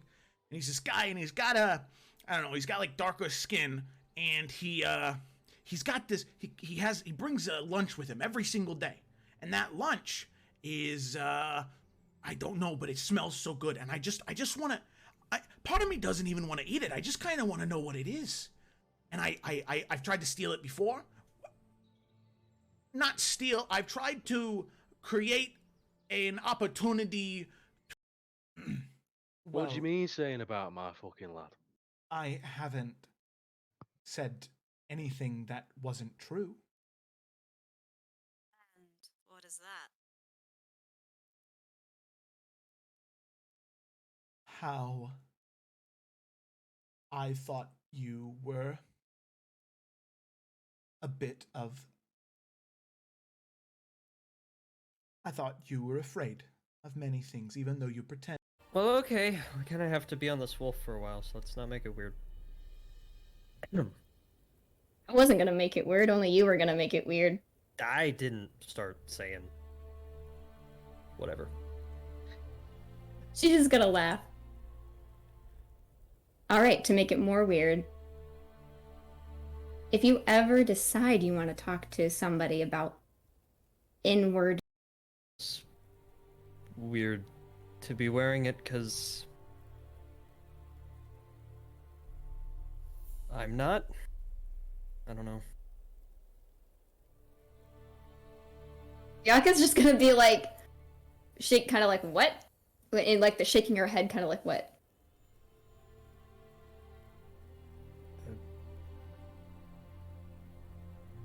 I mean to be so forward, but I've often been told I'm the horny one. See what I did there? That's pretty funny, huh? Yeah. Mm-hmm. I've been saving that one special for I you. am very proud of you. So you saw that. Oh, I did.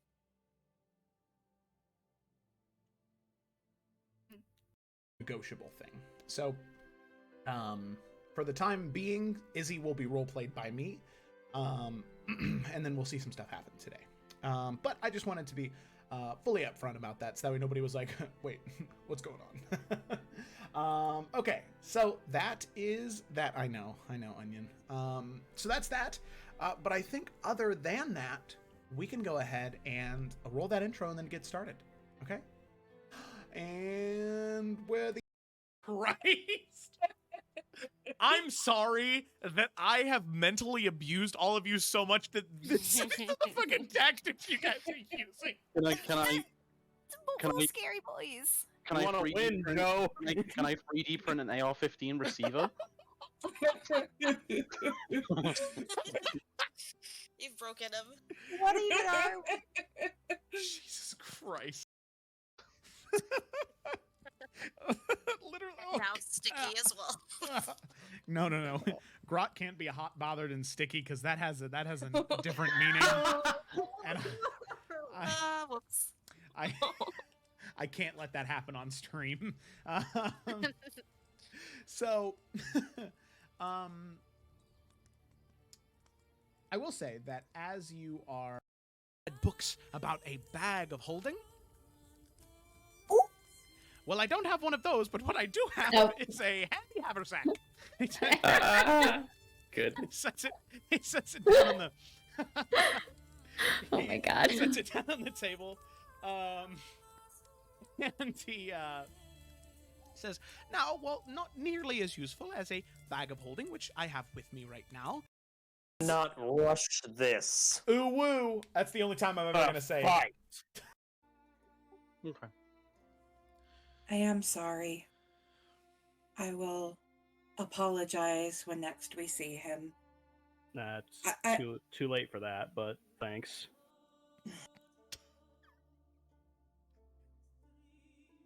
Well, I don't think it was necessarily a bad thing.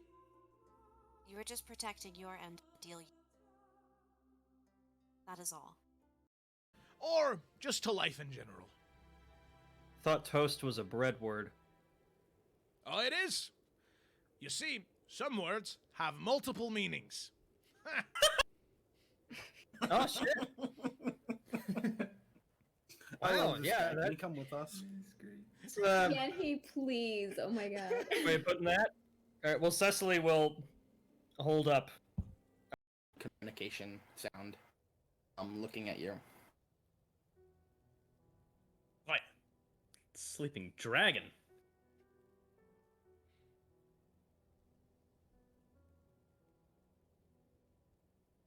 Call it T-bot. It's like a teapot.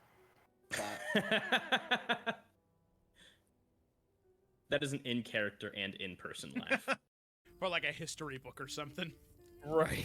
I think that's adding to the effect. Man. So, or like a video game manual from the like 80s. 2002, yeah. Yeah. This guy was definitely in Age of Empires, that's for sure. Yep. Yes. Fucking back of the box for Rise of Nations. All right, let's until you're almost grabbing onto your own neck, and it becomes a little harder to breathe until eventually the tentacle lets go. And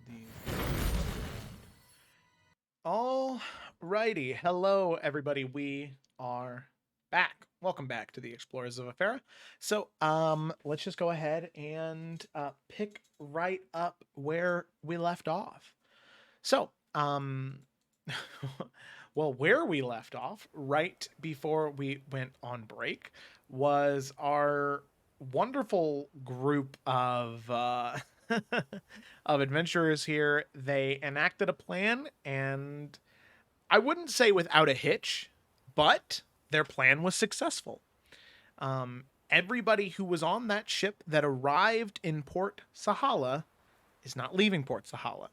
The Gith Zerai, all of the Gith that were on this ship in particular, the Ox, the Silence, the Weasel, and Duradine Dupree, all vanquished, destroyed, killed, turned to ash, every way imaginable. They no longer exist. And now the party sits on the moment of victory. The Silence, after being turned into this like sort of giant demonic form, crashed into the water, just barely able to escape. The party now sees that Duradine Dupree, his corpse lays in front of Alec, Galadar, and Varnast, and the remains of his ship are currently sinking into the side, or into the ocean right beneath your feet. So with that, all of you can see Alec, you want to dig right in, crack open the ribcage, rip out his heart, but Varnast stopped you. So we'll go ahead and jump in right there. Varnast, as you're seeing her sort of reach for it, kind of getting ready to pull and grab the body, you can see that you stop her. And then she sort of looks at you with this quizzical look. He quickly just like holds up a finger and he'll look at Duradine. I remember you mentioned that like part of his face got like blown off. Are we just talking like there's like a small chunk missing where like a splinter shot through it, or are we talking like Gus Fring here? Like Gus Fring, yeah, he's very much so. It's still recognizable as Dupree, right? Oh yeah. Okay. Damn it. Go ahead. Yeah, without hesitation. Just with her hands. She's gonna crack his chest open. And she's gonna pull his heart out, and wherever Cyrus is, she's taking it straight to him. And she's gonna, like, hold it up, like, basically offering him to have the first bite. Okay.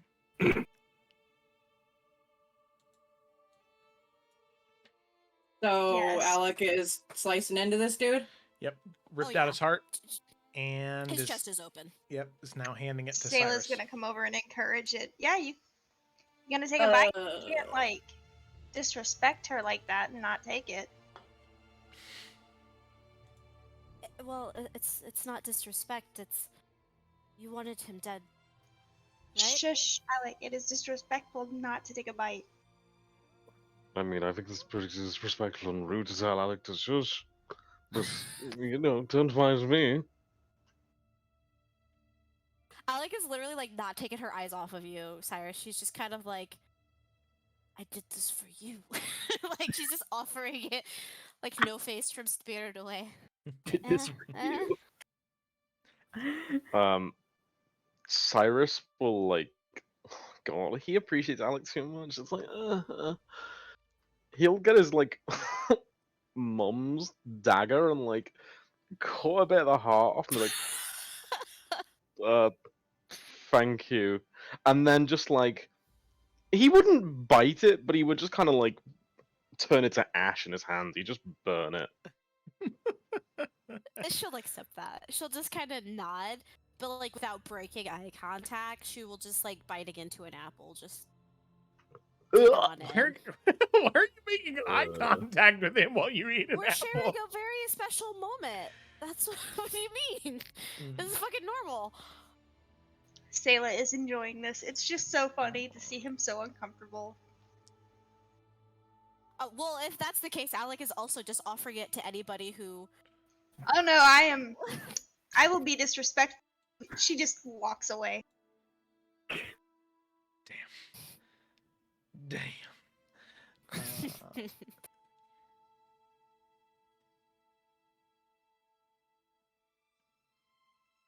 So Morgonix appears to be doing something. Yes. Sorry, I was just reading something. Okay, so Morgonix, as you cast Scrying, you can see a spot on the Port Sahala docks, maybe 35, 45 feet away from you. You can see Galadar and Varnast, Dogolin and Sayla, and most importantly, the corpse of Duradine Dupree. Okay, I still don't trust it. I just tried scrying on him, and it looks like him, but that's too easy, right? Well, I mean, can you scry a dead person? You can, right? Yeah, I just did. Morgonix, I just ate his heart. I don't think he's coming back. I'm worried that it's a decoy. It tasted very real to me. That's good to know. I'm worried that we haven't found Duncan or Frederick. Oh shit! Can Alec like look over the, well, just like off the pier, I guess, and see if there's any other bodies that look like Frederick or Duncan's out here? Yeah, make an investigation or make a perception check. Sorry. Can Morgonix get in on that? Yeah, sure. Yes, please. Yeah, you guys can do it independently, or I guess you're doing it independently. Please do. Oh yeah. What am I? Oh, perception. Perception. Yeah, it's pretty dice though. Thank you. Ooh. 19. Okay. That's pretty as though 22. it's- Yeah. hey. Okay, so as you're kind of peering off the pier, off the side of the docks, you can see that. I mean, at least as far as you can tell, the only bodies that are in there are that of the Gith. You can see the weasel's body, which is currently like smoldered and crackling. This sort of like soggy, cracked, ashy skin, limbs blown off. You can see maybe at the bottom of the pier these sort of like sediment bases that have just sort of accumulated down at the bottom of the dock. There's maybe some small glinting pieces of gold and jewelry that are down there. Maybe a small lockbox. So if you want to swim down and grab that. I'm diving in. Varnast, darling. Yeah. Does this seem weird to you? As in, like, you would know more than me, but is this crew not too small for a ship like this? And GIF using a ship, that just seems strange, right? My people were taught how to sail by Gith, so seeing them operating a ship like this doesn't surprise me in the slightest, actually. But again, It's abnormal, size. but I mean, Joe, you said it's a smaller ship, so Mhm. based on the amount of people we saw, does it seem reasonable that they'd be able to steer it? Yeah, I mean, it would And it definitely would be be fine. sort of an all hands on deck situation. But yeah. No, it's perfectly possible for them to operate a ship with a crew like this. Okay. Oh god, there's something I want to do, but it's more of a Jamie thing. I don't know if Cyrus would. I hate that. Because, like, I know. I mean, I could make the argument. I don't know how Cyrus would figure it out, though. Because Cyrus is aware of the spell Clone because of Emeril. And Jamie thinks this could be Dupree, but it could be a literal, like, the spell Clone. But I don't know how I can figure that out. I don't think there's any way for us to identify that, even if you Yeah. voiced that theory. Is there? I don't know Clone very well. I don't know if there's any tell or not. I don't know if there is. My next idea is to try scrying on Duncan or Frederick, but I am out of spells. So, in the meantime, I'm diving into the water after the thing I see sparkling. Alec would like go to offer assistance, but she's already in the water, and she'll just be like, "Oh, Okay. 10 out of 10. Good dive, good form." Growing up in Iverion, you kind of got to be a good swimmer. Okay. Sayla's just gonna glance over and be like, I think she's officially lost it. She's decided to drown herself.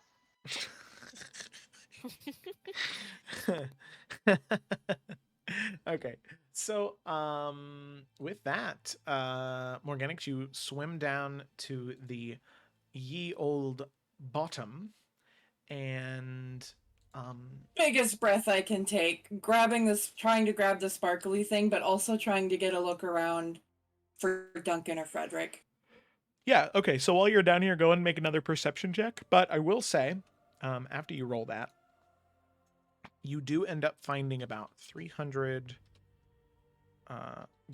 gold worth of gems, and then on top of that, just about 15 loose gold pieces. Yeah, with a 9, sort of looking up best you can, opening your eyes. The issue is there's a lot of contaminants in this water right now, whether it be the blood or the broken pieces of splintered wood. So when you're opening your eyes and looking around, it's a little hard to kind of focus on anything. But then you also do find the locked strongbox. Oh, well, didn't mean to say that it's you, but yeah, okay, that's fine.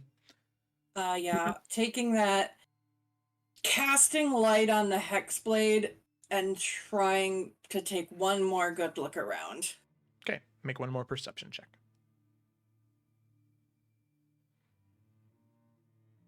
I don't even know if this shit is important. I just can't let it go. It's okay. Nope, worse. Yeah, I mean, you're just kind of peering around, but you don't see any other corpse. Like, you don't see the corpses of Duncan and Frederick. Swimming back up, handing the lockbox to Sayla. Alright, she's gonna take it and offer a hand to help her back up onto the actual dock. Okay. Thank you.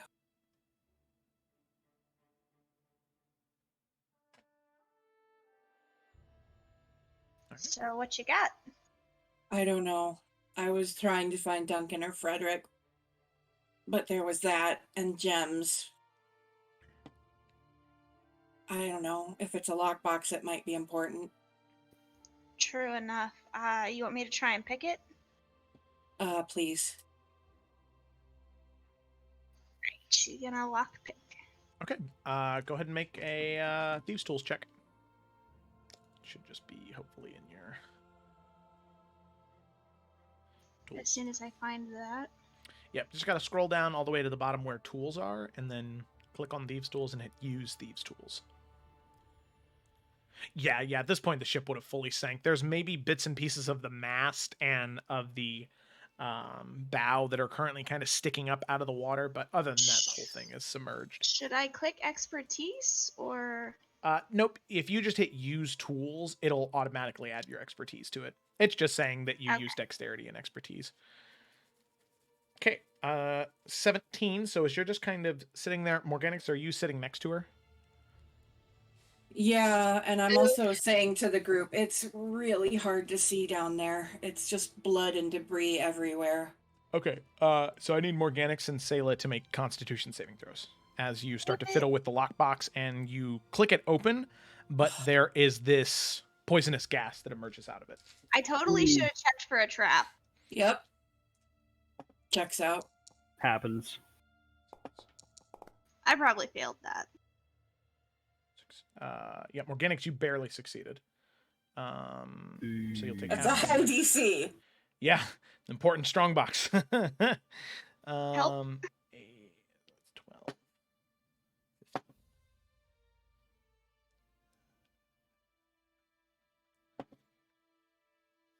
Oh God, why do I suck at math? Oh, there we go. And last one. Ooh. Okay. I don't remember taking any damage. Why am I at 69? Nice. You should be at full Rolly health. You didn't wheel. get hit. Yeah. Well, not anymore. You take 39 points of damage. Sayla. Oh my god, ow. Okay, hold And on. then Morganix, you would take 19. Jeebus. Yeah.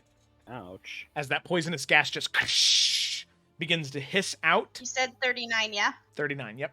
On the failed. And 19. And 19, yep. Oof, okay. Yeah, as that poisonous gas emerges, it opens, it unlocks, but yeah, there's a moment where you have to kind of swipe it all away. Luckily, the two of you have sort of gotten better at absorbing those really dangerous blows, and so right now you are able to at least breathe and move past it. Not, luckily not killing you like it would a normal thief or looky-loo who shouldn't be putting their fingers where they're supposed to. She's gonna be very annoyed at herself for not thinking to check. I should have fucking checked for a trap. Jesus Christ. Okay. But as soon Better as be something good in there for all that. So as soon as you open it, you can see that there's no gold or jewels or platinum or anything like that. It's mostly just paper. You find these, for one, you find a leather-bound journal, and Morganix, you would actually recognize this one from your scrying. It was the same one that Dradine was Ooh. writing in. Yes. Barnest, my hands are wet. Oh, I need you. And I need to go take a breather. And you also see there are a collection of rolled up, very, very old, it's maybe parchment or some type of skin that good. has some type of writing on it. Some very rough sketches. They're rolled up right now, so you can only see it from the backside, but there's something on the rolled up pieces of material. I'm furiously shaking my hands, trying to dry off. Varnas will look at just like the scrolls first, since the whole journal will take some time to read through. Okay. Varnas, given your history with the Gemstone Archipelago, you do know that these are maps of the Gemstone Archipelago, but they jot out areas that either A, you're not familiar with, or that are odd because the different islands are in different shapes, almost like islands connected like constellations. You can see that there is one that looks to be some type of eagle, and another one that looks to be a shark. You also... With my background being very familiar with astronomy, looking over his shoulder, do I recognize anything?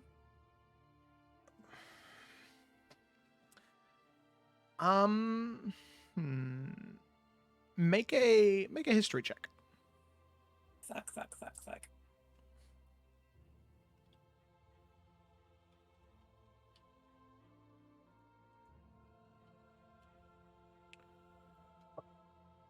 Okay. So, like I said, the interesting thing about these is they're not actually constellations. They are just collections Okay. of islands that are connected sort of dot to dot to look like they would be constellations, you know, taking that sort of archipelago broken island clusters and trying to make some sense out of them. However, you can see that just from what knowledge people tend to, or what characteristics people imbue different different like constellations and their shapes and what they might mean. So you do know that at least these three that you can see right here, these three different collections of different islands connected from dot to dot, you can see that there is, like I said, one for an eagle, one for a shark, and then one for an owl. So that eagle being some type of very prideful, proud animal, shark being very strong but very territorial, and then owls wisdom. So you can imbue those types of things, but you're not exactly sure what the purpose of them is. The only other thing of note is that on the eyes of each one of these creatures, so whether it be the eye of the owl or the shark or the eagle, there is a red X on each one of those eyes. Interesting. Like I said, these scrolls seem very, very old. Jinx might be able to help us with this. Good idea. And the journal. So, Duradine's journal. It would take more time to read through it in its entirety, but just flipping through the most recent entries, you can see that there is a little bit of overconfidence on Duradine's part, where some of these are just documentation of meetings he's had with different people along his journey, and some of these are just his own personal thoughts. And right at the end, one of the things that you read is that he writes about being so confident coming to the Gemstone Archipelago, that this is his land. You know, this is where he is in charge, and he holds a lot of sway. And that even if all of you were here, that there's very little that you could do to stop him, because if you were plotting something, he would have heard about it. And, well, couldn't have been more wrong about that. As it seemed like his confidence, at least in this moment, blinded him. His pride, you know. Very much so, kind of brought about, at least in this aspect, his downfall. You can also see that one of his last journal entries was a meeting that he had with Duncan and Frederick. And one of the things that you catch from this is that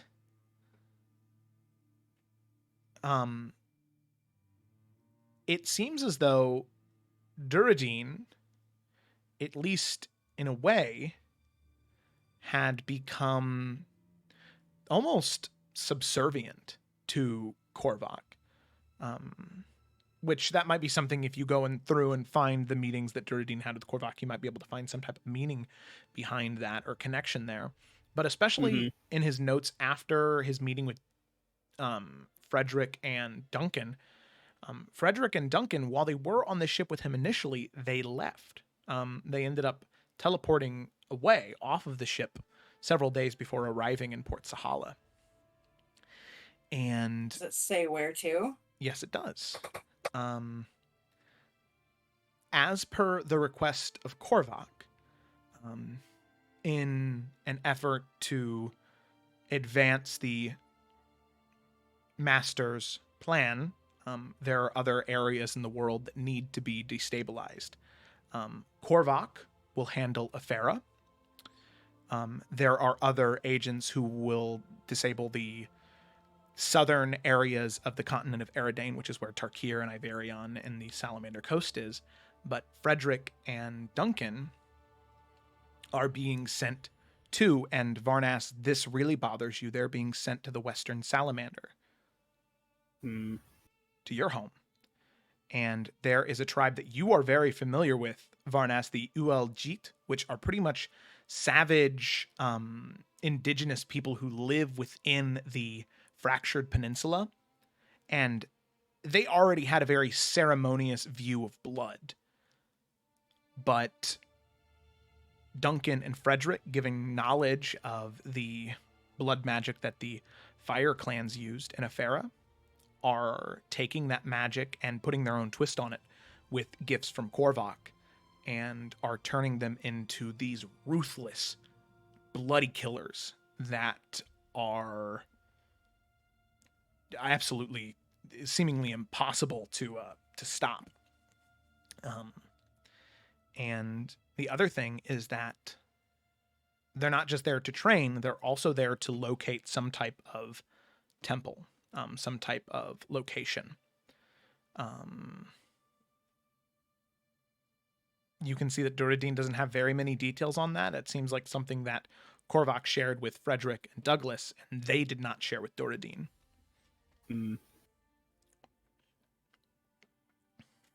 I'll, of course, relay all of this to the group. And then spending more time, you might be able to gather more information from different passages, but just kind of flipping through the last few entries, that is what you gather. And then trying to think here if there's anything else. No, I think that would be about it, unless you spend more time reading it.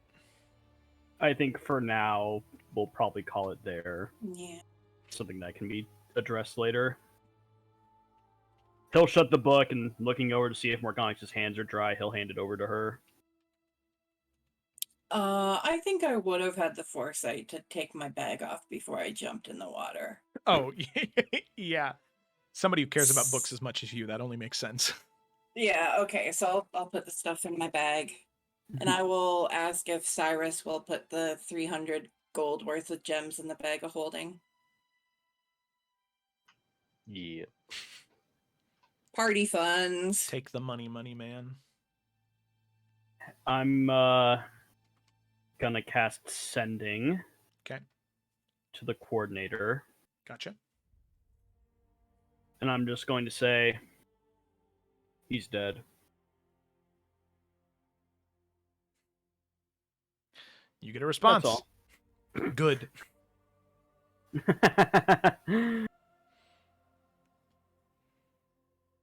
All right. No. Oh, nah, sorry, I was too busy ripping hearts out. I would like to do that.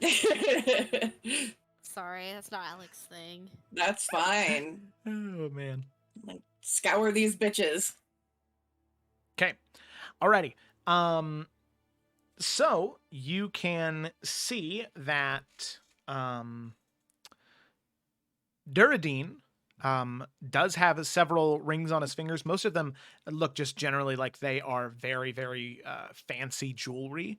But Morganix, you do recognize one of them to be magical, seemingly a ring of protection. Didn't do him any good, did it? No, when you only have 7 HP, it that much fire damage, really, there's nothing you can do to stop it. Okay, ring of protection. How many possibly fancy expensive rings? Oh, from Duradine Duprees' hand, you could probably sell these for maybe 3,000 gold.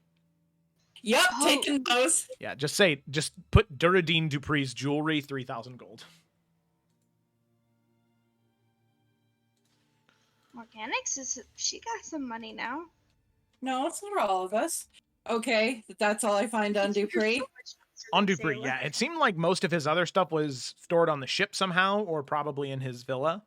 What about the ox? The ox. Oh, yes.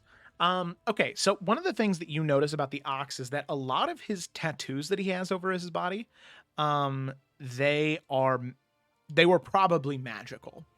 As a lot a lot of them, at least when you were first looking at them, seem to have maybe some type of like shimmer or glow to them, but now they are completely dull and almost fading away.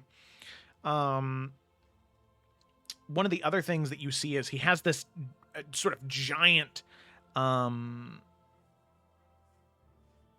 looks to be a greatsword almost, but has been kind of altered. So it almost looks like a giant saw where it has this like serrated blade.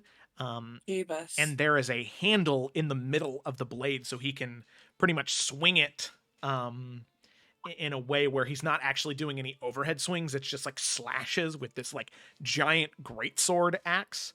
And this is written in with runes all along the side, so it does seem to be magical as well.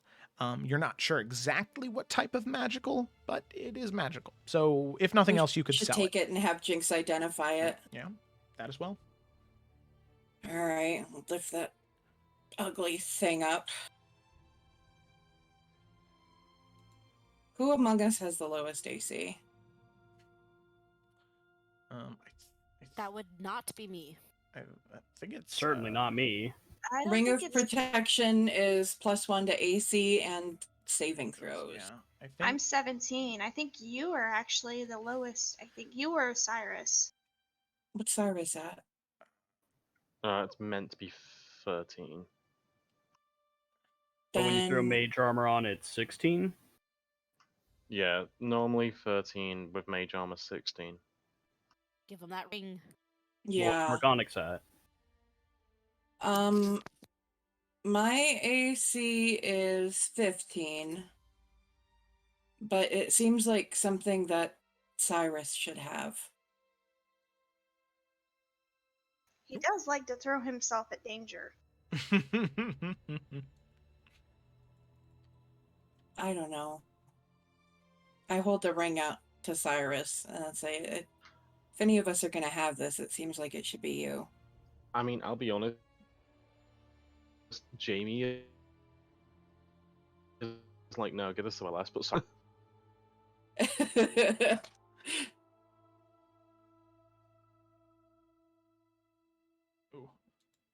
Hello? That's okay. Yeah, you cut out there, Jamie. I don't know. I think it's cursed. Yeah. Because we heard most of that, but now you're nowhere to be heard. We'll decide. Oh, yeah. We can hear you now. Fucking F. Okay, what was that? You're gonna take it? Is that what I heard? Yeah. Again, like Jamie would be like, let's have it, but like Cyrus is like, nah, that's Duradine's ring. I fucking want this from. Like, I won this rightfully in my mind in Dragon's Bay gambling. Fucking give me it here, dickhead. Exactly. Morganix feels like if anybody's gonna have Dupree's ring, it should be Cyrus. That only checks out. All right. Ring of Protection. Equip. Hey, thank you. Look at that. It didn't... What the fuck? You're supposed to do the thing. Oh, Ring of Protection requires attunement. That's why. Okay. Gotcha. It is equipped and attuned. There we go. Guys, what do we do with the body? Give it to the blue lady. Did the coordinator ask to keep his body? Yes, she wanted to string it up. Yeah. She did. Her men are here. They can transport it. Yeah, Alec would just kind of like nudge the body with her foot and just kind of like make eye contact with any of the people trying to buy one of those carts. Like, here you go. -1 body part. All right. So yeah, you can see the... Nothing he ever used. Yeah. Okay, so you can see the guards, they kind of like look down at Dupree's body, and you can see that, I mean, these guards, like I said, are or like the coordinator said, were some of her, best, that the ones that she trusted the most. So you can see that, like, they all kind of look at each other and like look down at Duradine's dead body, and they just kind of talk amongst themselves, whistles for somebody to grab a cart, and then they just kind of toss his chunky body on the cart, and they just begin to wheel it away. Wheels buckle. Wheels snap. They got to get a new cart. Yep.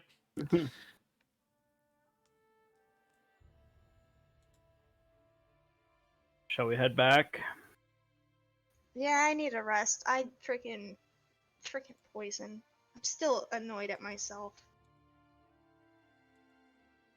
Alec is just gonna like put a hand on Cyrus's shoulder. Again, probably too gruff, and just kind of give him a good smile, hoping that this has made him feel a little bit better. She's not gonna say anything, but she'll just like walk next to him. But they head back. I mean, Cyrus doesn't seem happy or sad. I think he's just kind of like a bit, like,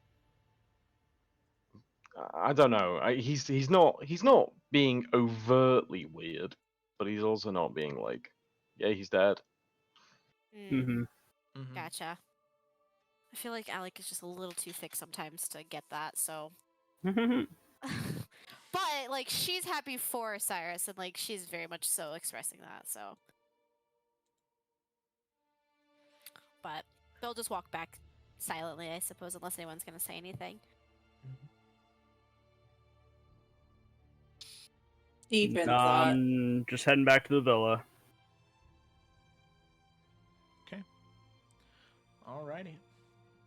So with that, all of you then sort of move on from the docks back to the low streets. You can see that some people, like, word has already begun to spread as word travels fast here, as people just kind of like look at you and give you space as you begin to walk back.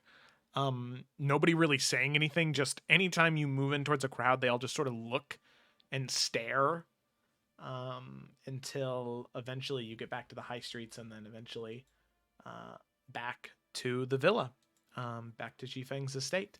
And you can see that Penelope and Sven,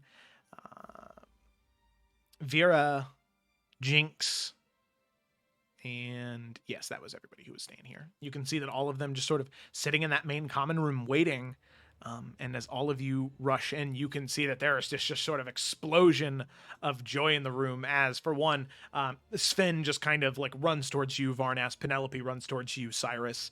And you can see that Jinx and Vera both just kind of like group hug into everybody, just like grab on, and everybody just sort of like, oh yes, you did it, you made it, everything's okay, and everybody's just sort of grabbing onto you, just relieved that you're here, having no idea of the conflict that was going on, only knowing that there was some question of whether or not you would return.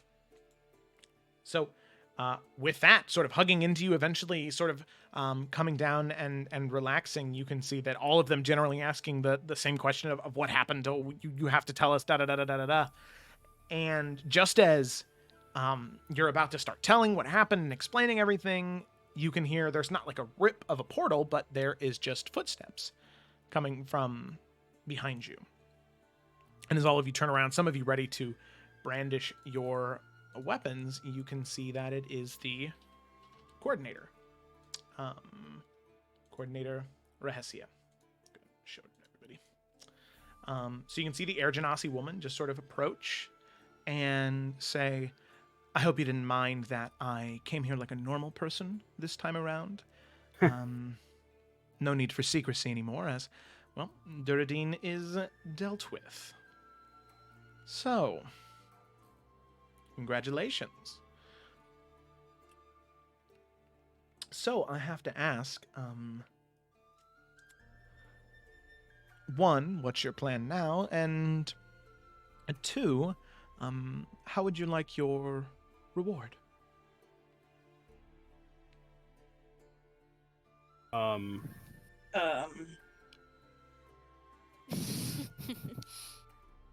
we're not sure on the plan yet. We've got a lot to process here and other business in town still. Of course. You have to understand that now that Duradine has been dealt with, killed, yes, verified the body, and it seems as though, based off of Tak's best examination and magical analysis, that is truly Duradine Duprees. Given the fact that he is deceased now, there are several assets that go up on the market. We'll say that much. As in none of Duradine's heirs or any of his paperwork, at least for any of his assets within the Gemstone Archipelago, he has no heirs to give that to. So that means all of those assets are then liquidated, sold to the highest bidder, and then that gold is, for the most part, given to the coordinator in an effort to bring balance to the different factions that fight amongst themselves in order to be the highest bidder. But a portion of that also goes to whoever may be responsible for said liquidation. Alec is just gonna blink like she has no idea what the hell this woman just said.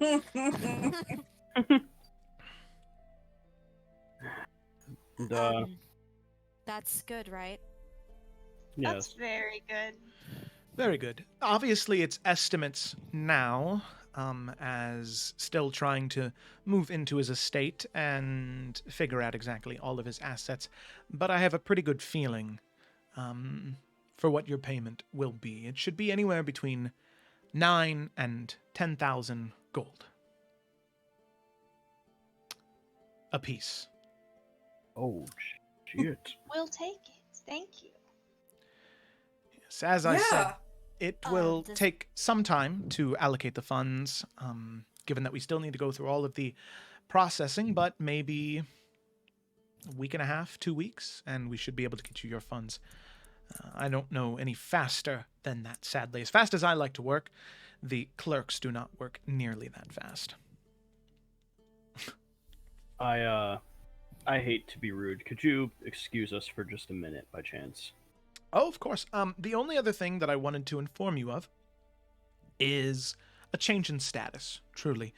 You've proven yourselves to be invaluable assets to the coordinator and to what I stand for and for what I believe the Gemstone Archipelago should be. Freedom for all people, regardless of who they may be or how new they may be here.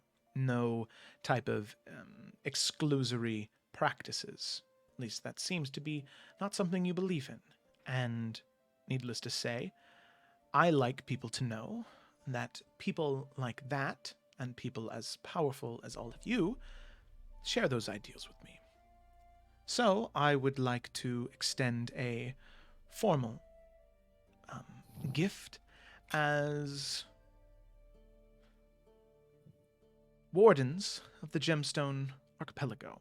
Pretty much what this allows you to do is anywhere in the inner circle, the inner city, you are free to wander wherever you like. And you will not be chastised for it, you will not be attacked, you will not be anything. I wouldn't recommend trespassing still, but there's nowhere you are not allowed to go. So, I believe Tak shall be by within the next few days to remove the brands from you and give you newer amulets, which are less permanent and much more of a display, letting people know who you're allied with and who they should not be disturbing. So, that is what I had to say. Give us 2 weeks to get everything straightened out, and it'll all be yours. That's awesome. You still are supposed to go on a date with Cyrus. Oh, don't believe I've forgotten. I'm a busy woman, and it seems as though your very attractive tiefling friend here is a very busy man. But believe me, when the time is right, that date will happen. And Just gives you a making wink, sure. Cyrus. Gotta be a Sayla over here being a wingman. Again, this is very kind. We just need 2 minutes, real quick.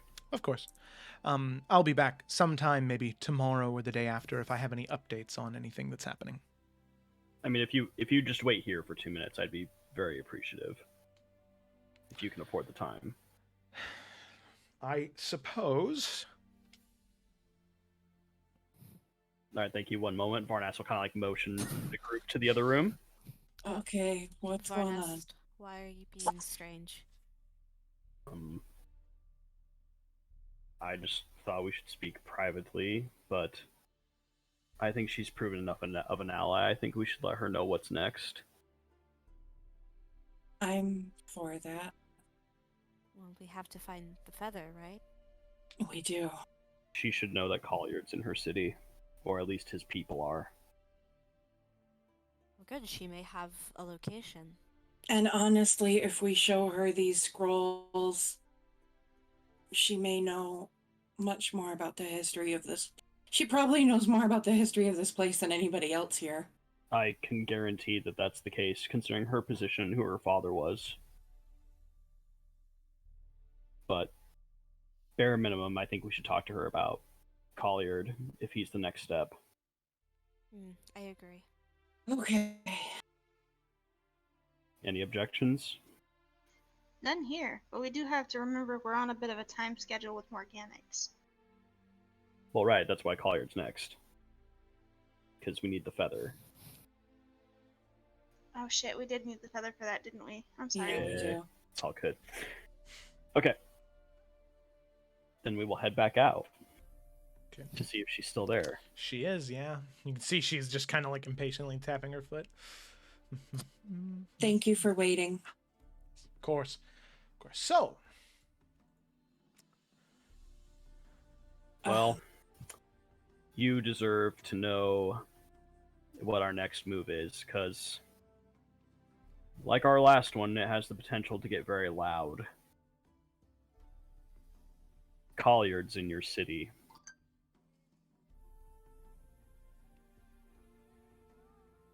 How sure of this are you? I kind of like glance over to Galadar. Fairly? Yes. From what information I could gather, I know that at least there is a man claiming to be this Colliard individual. As far as I understood, living underneath the city. And he's in possession of something desperately important to us.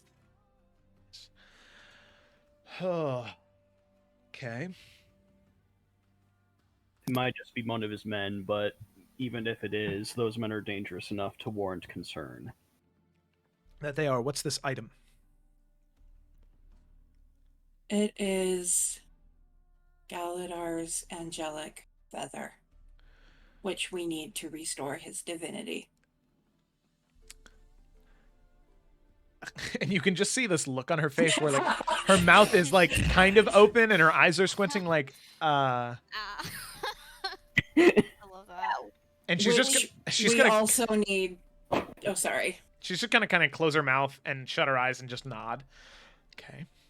Which we also need to defeat the succubus queen who has possession of my soul. Wow, that's a doozy. A little bit. A little bit, yeah. Okay. We have a very short time frame to do that in. Yeah, I have 2 months to live. 2 months currently, or 2 months a month and a half ago?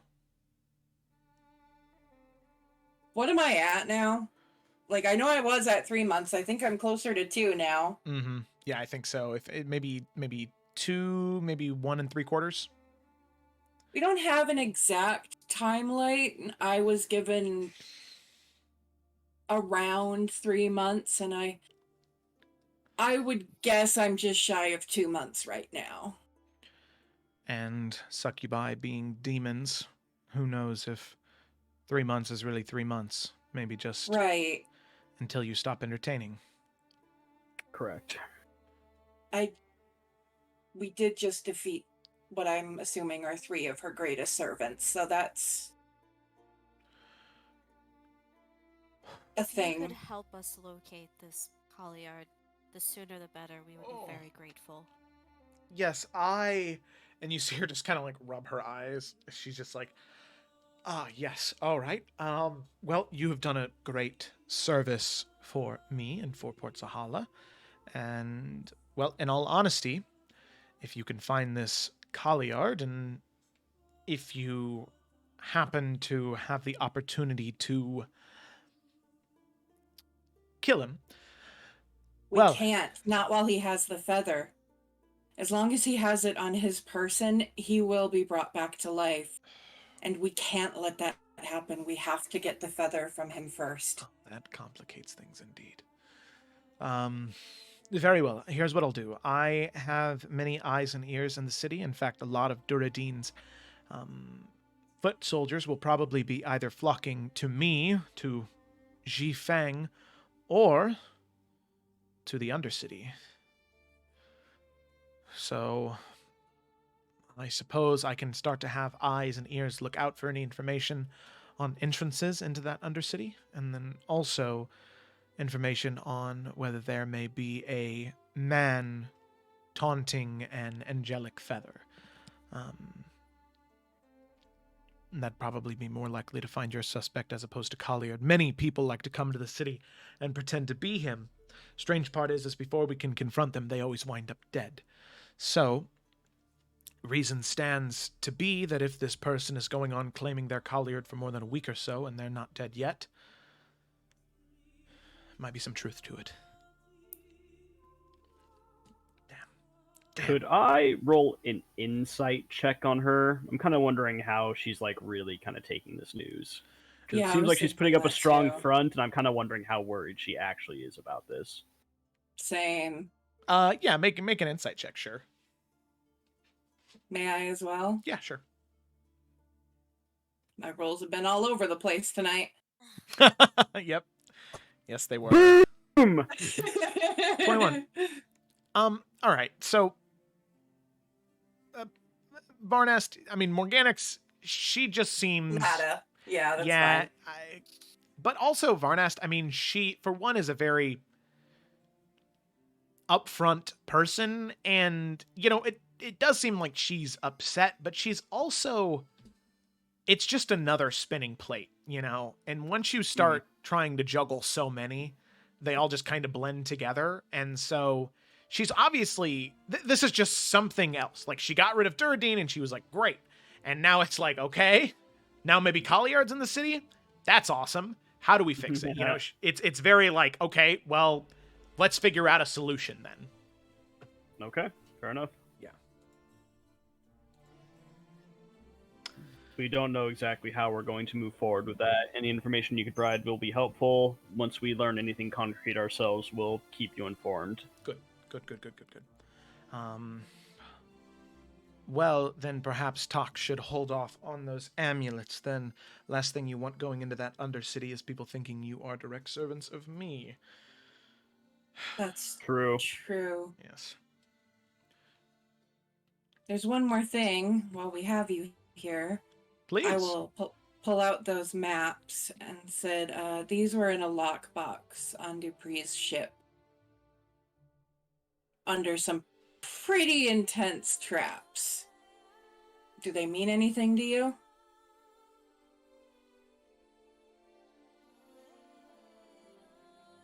Oh, and you see her kind of stare at them and take them out and sort of unscroll them. Dupree had these? They were in a box on his ship. Sorry, Ryan. No, you're good. I was going to say the same thing, so don't worry about it. Well, then it's very good that we were able to get these then. These are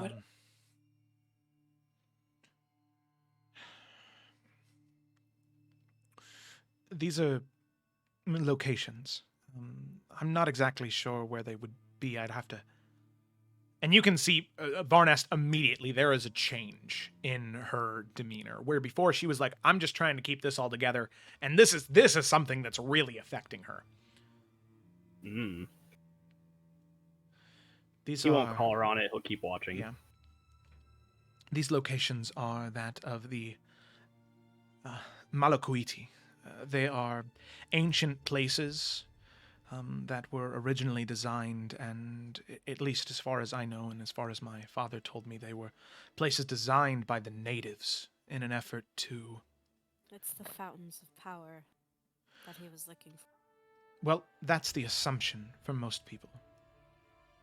Places of power, great places where if you immerse yourself, you will either... The Fountain of Youth, cities of gold. That's what most people assume that these are, but That's not what they are. it comes from a translation discrepancy, where there is a brief difference between, a small difference between Kuiti, which is the true word, and Kuati, which Kuati means power withheld, power in reserve, but Kuiti is power imprisoned. These aren't places of power that people go to gain power. These are places of power where things are kept away, locked away, hidden. Things that should not be allowed to be found. Things that shouldn't have a map. And the fact that there are, that is not good.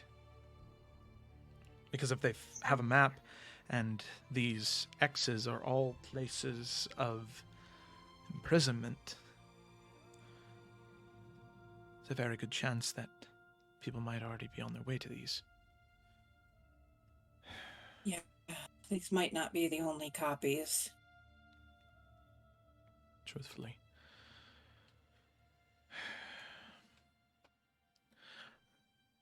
If you would let me at least make copies of these, if not take them myself, I will have some of my scholars examine these, not of the mages, but of my scholars examine these to see if we can locate where these might be, and if it's all right with you, I would like to send scouts out to these immediately. I look to the others. We need all the help we can get. This is so out of our league. We've done a lot, but help would be good. We also can't be everywhere at once. Exactly. Oh, Joe, question. Were one of those maps, like, near where we met that first group of natives? It's hard to tell just because you don't have like that sort of zoomed out image of any of the collections of islands. Yeah, So you're good. yeah, it's hard to tell. Okay. But like I said, I mean, eagle, yeah, shark, and Alec owl. is just nodding. It's like weird because it's the same food, just a different flavor. You know, like she doesn't. she feels a connection, but like she's at a loss. So she's, yeah. I mean, Bardas is right. Yep. We can't be everywhere at once. So I'll keep Duprees' journal, though. Okay. Yes, no? yes. Yeah, okay, because I want to scour that. More study of that might unfold a few like relationships that have obviously changed. All right, then I will give her the maps, keep the journal. Okay. All right. Sounds good. Fine. I'll take these. I'll have them examined. I'll see if I can find the locations. And then, as I said, I'll send out scouts immediately. Not informing them of anything that may be there, just that these are locations that could be plentiful in resources for the Merchants Guild. That should be good enough for them to not worry too much about what's going on there. And the moment you hear word of Kaliard, we need that too. Of course. Do not worry. First thing I hear, I will be sure to inform you of. Thank you. Of course. And you can see that our eyes are just kind of like still darting on the maps, just trying to recall something. anything about where those locations might be, but she's just not able to get there. Well, I will leave you to it. You have enjoyed a hard-fought victory. Enjoy the rest of the night of festivities. I had planned to send over things for dinner for all of you. They'll still be here, so no need to worry about providing anything for yourself. Only the best. And she kind of rolls them up Very and then kind of you. tucks them into a small pouch. Of course, it is my pleasure. I wouldn't have been able to do any of this without all of you. Least I can do. And as I said, the payment will be there in a few days, and Talk will be here within the next couple of days to give you those amulets. Choose to do with them what you wish. Well,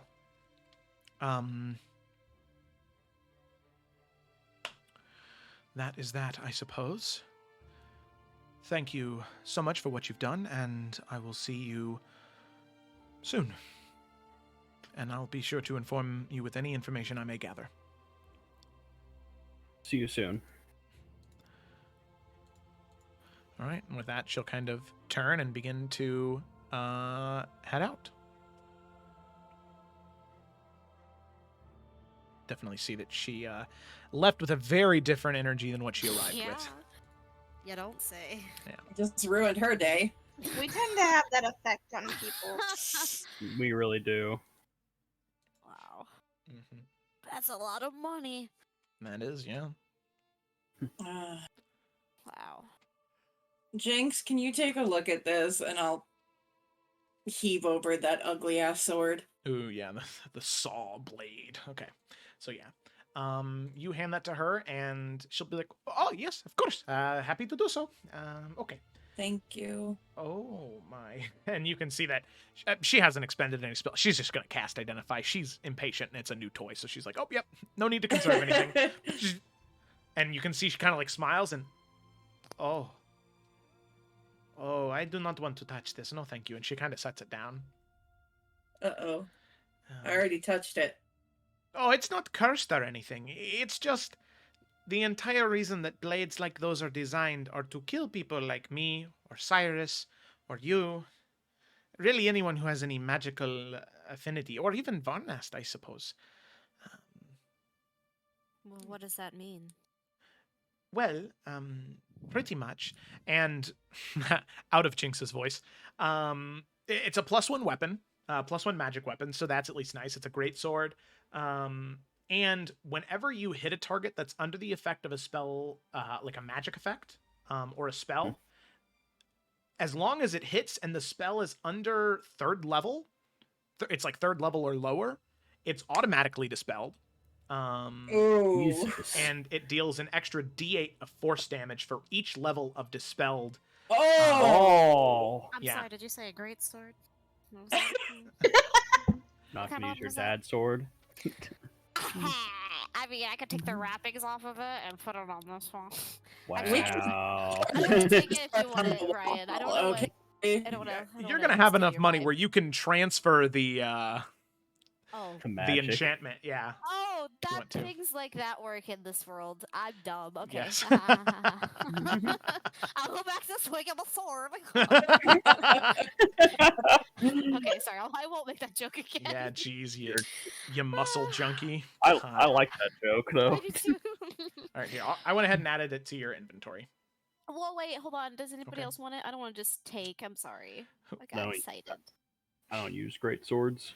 Oh, okay. I take Vera, the Dex rogue, is like, well, actually. You weren't there. Huge. Huge. Yeah, it's also heavy, so she would also It's have probably disadvantage. taller than she is. Like, Yes. yeah. Absolutely. I take.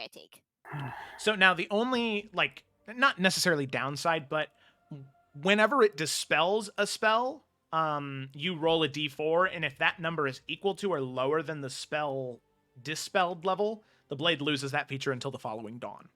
So Okay. yeah, okay. that's like the one But no, caveat. That's how you don't get an extra 3d8 every every round. What do you mean? Okay, yeah. I got you. Okay. All right. So you got that. Why are we never allowed to break the game? We should break the game. You guys do break the game. You do a good job of it. Yeah. Okay. Alrighty. So, with that, all of you then proceed to your areas and just begin to relax then. I mean, as much as you can, but it seems as though, Yeah. unless anybody has anything Heal else up. they'd like to do. Nope. Oh, I think a lot of us are in varying degrees of shock and not quite willing to accept that that we actually did it. Yeah. Yeah, unless someone approaches Varnas, I think he's just gonna be on his own. Okay. Sayla gonna go whittle a stick.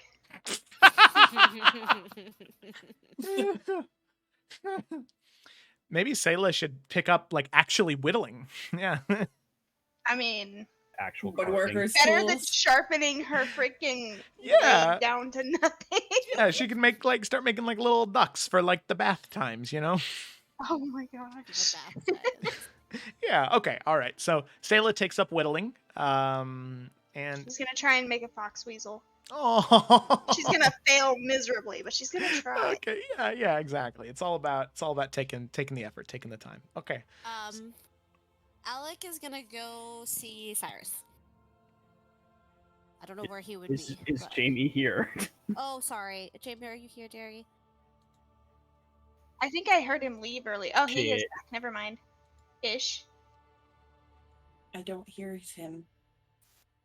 He's not even I lighting up. heard him. I heard him. Oh. No. I heard something. Oh, your, Oh, never mind. your thing's just Oh, it's lighting up. It's lighting not up. saying anything. No. Okay, well, I sad. I mean, she just. I don't. Well, Mm. Sorry. I know, Jamie. I can see him saying stuff, but I can't hear him. What if I do this? What if I move him and then move him back? Jamie? Maybe save it for the start of next session. Yeah, I will. Yep, nope, still Yeah, I nothing, can't Jamie. hear him. Dang it. Curse Discord. Sorry, homie. But okay, yeah, I'll save it for Okay. next time. Jamie, oh no! Oh, the sad face. Oh. Oh yeah. Sad faces in the Okay, chat. that was fine. Yeah. Perfect. Well, at least let them sit outside together. All right, I so don't know where he's gonna be, but Cyrus sort of steps out to that balcony where him and his mother were talking at before all of you left to encounter Duradine. You can see him just kind of standing there looking out over the city. And Alec, you approach, you sit down next to him, and you lean over and you begin to say something. But that something we will have to see next week. yeah. Not next week, actually. Oh no, sadly. We have a long I'm going wait. to write down right now what I'm gonna say so I don't forget. 'cause Okay. it's important. So on the 25th, like I said, next Friday and Saturday, there will be no Isles or Efera just because of Kayla and I moving into our new house. But starting on Friday the 2nd, and there might not be any Salamander Coast on Tuesday the 29th, in all honesty. Just because we'll still be moving in, which is like not a big deal. Yeah. So that probably means that Tuesday, or not Tuesday, Friday the 2nd of July, that'll probably be our first session inside the new house where Kayla and I, there won't just be a door separating us, there will be an entire flight of stairs. So nice. Wow. Ceilings and walls. Sit on a bed and play D&D. I cannot tell you how much I cannot wait to just be know. comfortable while I play. Yeah, you can sit in a chair. Yeah. Yeah. Okie dokie. Alrighty. So no session next Friday or Saturday. There will be Salamander Coast on Tuesday, so be sure to tune in there so you can see how the group how the group adjusts to not having Poe. But make sure to mark your calendars for July 2nd, so that way you can get that good conversation from Cyrus and Alec, but also to learn what else is in Duradine Duprees' journal, or what repercussions there might be for the deals that they have made with the Mage's Order surrounding Emeriel, or what consequences there may be for killing 3 of Malcanthit's most important thralls. Totally none. We hit 11. Everything's fine, right?